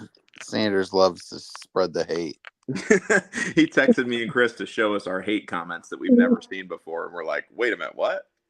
Well, somebody left a comment on that on the bet video. They're like, "Where's the bet at?" I'm like, "I don't know. I don't know the guy who got the M tatted on him. Did he get it Oh, tatted?" He's getting it tatted soon. He's getting on the bottom of his Friday. foot. Can you guys take a Oh. picture of it for me so we can put it up here and show? Yeah. Yeah. Yeah. He's saying he's getting on the bottom of his foot so he can always walk all over Michigan. Which is the most painful spot you can put a tattoo on. right. Dude, that's so sensitive. If you want So- Hanford Dixon on here, Joseph, I can get Hanford Dixon on here with us. Oh yeah, go right ahead. I love that. I've seen Hammer's see him got at his the own Christmas podcast. party. We'll see him at the And- Christmas party this week. He's at my Christmas party. Yeah, we would love that. We can all come on. We'll ask him questions, and we can obviously. I can't spread hate on the Browns with Hanford on the podcast though. I mean, No, that dude is no. a I've hardcore. seen his podcast. He has a podcast now. Oh yeah. He Yeah. gives the heat to Ashley every time he sees her about being a Bengals fan. Yeah. You know, Oh, I no, listened no. to Bernie Kosar on the Alto Cleveland Sports Show last week, and Bernie is phenomenal interview. Yeah. Like, I just met all him for those the first guys. time 3 months ago. oh yeah, that's right. Yeah, all those Yep. guys. I mean, him and the other guy they have on. Can't remember who was the other running back. Oh, Yeah. Eric Metcalf. no, who was the running back in Cleveland? The two. It was There was Leroy Horde, Kevin Mack. Leroy Horde. They have Leroy Yeah. Horde on all the time. Oh, Leroy's nice. great. And Yeah. then Hanford and all those guys. They're awesome. Metcalf, Cribbs, they all come down. They come down to downtown Canton and do the tailgate show on certain Browns games where you can watch on like the AstroTurf outside downtown. That's a great way to watch a game at the beginning of the season. And they'll bring that tailgate 19 down here, and they're all just four sit in front of jerseys, and you can just walk right up to them and say hi to them. It's a cool atmosphere. Dude, that interview that he's talking about was a great interview. Go on and watch it, man. Bernie gets into like the dark side of football. Oh yeah, Like he's pretty candid on there, man. He talks about what they would be doing to Aaron Donald. Yep. If they were going into. He said they would wham block him. He said wham block him every play. And Yeah. Stefanski did the exact opposite. He put Pochich 1-on-1, and let Aaron Donald just keep running up the field, wrecking the play. He didn't wham block at all. He wham blocked the opposite way. It was one of those interviews like I could have sat and watched it for 5 hours. You know like, your 717 rep, Mark Marino. You know your 717 rep, Joe. I don't think I've ever met him. He went to high school at Bernie. He graduated Bernie at Poland. Yeah, he comes to the store sometimes. Short, gray-haired guy, but he's cool. He knows Bernie very well. But when I met Bernie, we just started talking about football in general, and he was explaining what a softer game it is. He told me a story about how he saw Kevin Mack pull out his mouthpiece, and inside his mouthpiece were all his teeth, so he had to put it back in. Did you hear what Bernie said recently? He got his teeth knocked out. Crazy, man. Did you hear what Bernie said recently on the show? He said there was times in the games I would take a hit and I'd be laying on the ground, and in his sleeve or down in his sock he'd have a smelling salt. He just hit it real quick, and then you get up and just keep playing. Oh yeah, that's like insane. Like you're taking hits between the plays of salts. That's what the Patriots were doing for a little bit that almost got them in trouble with that antler spray and those smelling salts. When Edelman and Welker and Brady were doing that, and people thought they were doing cocaine on the sideline. Yeah, they're over there hitting them with smelling salts, but yeah, it's insane. I'm glad he's doing better though, because Bernie's. You could tell he even said it though for years. He was down and he was having a rough time with all the cognitive stuff he had. Well, again, I never saw him play because I waited till Brady was drafted to start watching football. Right. Yeah. Bernie was a bad dude, man. Yeah. Oh, yeah. Brady was the man. Damn, he was something. I still remember the college game he played in, wearing number 20 for Miami. That was a great game. Who'd they play? Boston College that game? Was it Kozar Flutie? I don't remember. I remember Bernie in a Hurricane uniform, but I don't remember who they played. But is ESPN Classic still a station, by the way? I think so. I used to watch that all the time. You can just go on YouTube now and find all these full. Like I go on all the time, watch like full NFL games, old games or NBA games. You can just find them all on YouTube. Yeah, you just gotta look them up. You'll find them. But all right, we'll be looking at Kevin Stefanski football games classics. I'll be looking at the box score, wondering why we ran the ball 22 times and threw it 44. I like your Facebook post that reemerged. It was 2 years later. You said you went on Madden. That iconic one. Yeah, I said I went on Madden. I watched Stefanski coach the Browns, then went on Madden and ran the exact plays, and I lost to a 13-year-old in Finland 40-0. It's true, man. I just here's what I don't understand: how you could watch the games, especially the last 2 weeks, and think, yeah, he's a great coach. I mean, I just don't get it. Because the bar for us Browns fans is more wins than losses. The minute it turns, we get unhappy still. But as long as there's more wins than losses, we see the sunshine and the silver lining on all them clouds, boy. But I don't think there's ever been a game I can remember in his tenure where you say, like, man, that guy right there can coach. Actually, there was. I mean, you've had some games where you're like, hey, okay, he did a really good job today. Or they played great today. Okay, yeah, but you never had like a game like when I watched Sean McVay Sunday. You're like, that guy is unbelievable what he's doing. The chess match he's playing, and just that's the difference though. Stefanski's not a puppet master. You have to be a puppet master if you're going to call plays. Well, even Sean Payton. And the crazy thing is, all the coaches that we're watching doing that now, most of them were in our building at some point. Yeah, Mike McDaniel, Kyle Shanahan. I mean, who else? They were all in the building. Yeah. Yeah. 100%. They were in the building. Yeah, I mean, it's Kyle Shanahan's legit too. I mean, that team is scary. Yeah, I mean they're. Legit. I think it's gonna be you. It might be you guys and them in the title game, or will they meet before that? Lions Niners be a good game. It depends. I mean, we obviously there's the Eagles. But Eagles, Cowboys. Oh yeah, Cowboys, and then somehow the winner of the NFC South is going to get that 4 seed. Which hell, you know who that is already, boy. The Bucs play the Falcons this week. Yeah, Corey's poking his chest. He's not poking his chest out about his Bulldogs anymore. He was quiet about that, but he's definitely talking about the Falcons. Though, say they're going to win the division. I'm like, It's so sad when a team will. You're just the first record under- loser. Yeah, you're under 500. They're going to get absolutely smacked by that NFC East, either Cowboys or whoever has to get that 5 seed is going to go into Atlanta and just beat them down. I mean, the Cowboys or Philly. Did the Wait, Bucs in have a Atlanta, shot? They're not going to Atlanta. They're going to Tampa, buddy. Either way, doesn't matter. I mean, What about the Saints? Are they Hey. not? no, they're 5-7 too. I mean, they're Well, they're I don't know. Derek Carr was getting booed at home the other day. That wasn't a good sign. They might roll with Taysom Hill. They said. No, Jameis Wilson. starting. Yeah, Oh, is it Jameis starting? Okay. Yeah, Old Think Crab Derek- Legs McGee's back. Crab Legs McGee. Yeah. yeah, my We were dude. talking about that yesterday at work. Crab Legs. Stole So crab, won the national championship, then stole crab legs from the local public. Do you think Baker can get him in there? No, dude, it would take just a modern miracle for us to win a playoff game this year. But I'd love to see him try.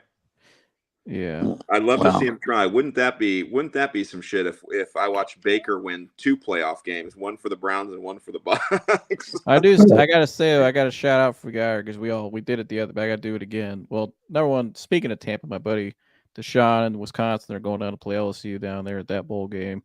So shout out to Debo, but also our buddy Xavier Gray, taking on Oregon, and then the Fiesta Bowl on New Year's Day. So we all got to tune in to watch that at 1. Yeah. Shout out to Xavier. I talked to him over the weekend. Xavier's the man. He's either going to be a starting left tackle in the NFL or the next WWE champ. He's at right tackle right now. We're going to go one way or another. I told him a long time ago. I said, you're either going to the league or you're going to the WWE, baby. But get your school paid for by football. Yeah, He's got 1 more year eligibility because of COVID. So which is great. I mean, I think Mike said right now he's the 5th rated right guard in college football. Yeah. So give him 1 more year. Oh, well, I watched that game the other night, their conference game. I had Michigan on, and I had the Mike will be flexing. Yeah. Swimming. He's swimming. I'm flexing. Permaflex. Yeah, exactly. Yeah. That will be a permanent flex in 2 years. Permaflex. Yeah. Show me the Ranger.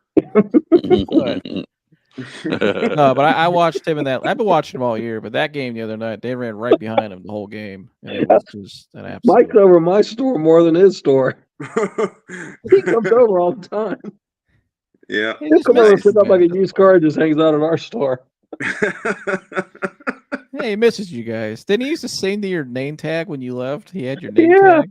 And then you know, all the people that work at Nissan, they're not used to the crazy shit Mike says. Mike just comes in and starts saying all this crazy shit that I'm used to and Jeremy's used to, and they're all just kind of like, holy shit.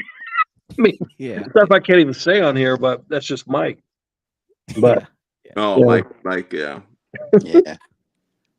He's That's packages, credit card swiping. But all right, well, I appreciate you guys for coming on. I'm gonna get out here and watch the rest of this Durant versus LeBron game. It's a close game here in the 3rd. So we'll make our picks before the playoff games. We'll wait till then, Chris. We'll give guys time to think about it. So, yeah. You guys got anything else before we get out of here? No. Nope. Have a good week, man. Right. Yep. You guys as well. See you Sunday. Yeah, baby. Yeah. All right. Get our picks in for the college football playoff. Who the Lions play this for week? sure. What? Who the Lions play this week? The Bears. Oh, okay. Yeah, you guys should win that one. All right. Yeah, we should. Yeah, and then we got the Bears. Then we have the Broncos on Saturday night, and then we have Minnesota, Dallas, Minnesota to finish it out. So, All right. Yeah. All right. Cool. Well, I appreciate you like always. Yeah, absolutely. Good talking to you guys. Sorry I missed you on Sunday, but oh, you're good. We'll see you again this Sunday. All right, bud. Have a good week, man. Yep. Later. All right. Bye. Later. All right, Dad. You want to tell them why they need to like, subscribe, and share again? I mean, Great content. We're gonna have Hanford Dixon on the show. Yeah, we have who wants to Hanford get Dixon. Hanford Dixon. Here's show's just good here. It's a bright future for the real. You know what I mean? We got people talk about our debates. Got great content. It's all good, man. We got more guests down the pipe too. We just have. We keep things private, but we got multiple people. We got lots of people. Yeah, get ready to come on. So here, and anybody that wants to come on. You know, you can like it, share it. You can also come on and be on the show. Yeah, you don't have to be on camera either. There's a non-camera button. You just go like this, and you can sit and talk to us and share your opinion. We want to have more people on. So, yeah. Well, we always go longer than we want to too. we were only targeting like an hour tonight, but since Mike took the whole thing to another level about Dan not watching football, it just escalated the whole show, which is great. It was great content. Right. So, but that's all we got for you guys. Like, subscribe, share all the good stuff, and see you, everyone. Wait, hold on. Oh, see you guys. Sorry, my phone died. Sorry. All right. Yep. I'll see you guys. Sign Have a out good week. See you Saturday. Have a good week, man. All right, you too. See ya. All right. Bye.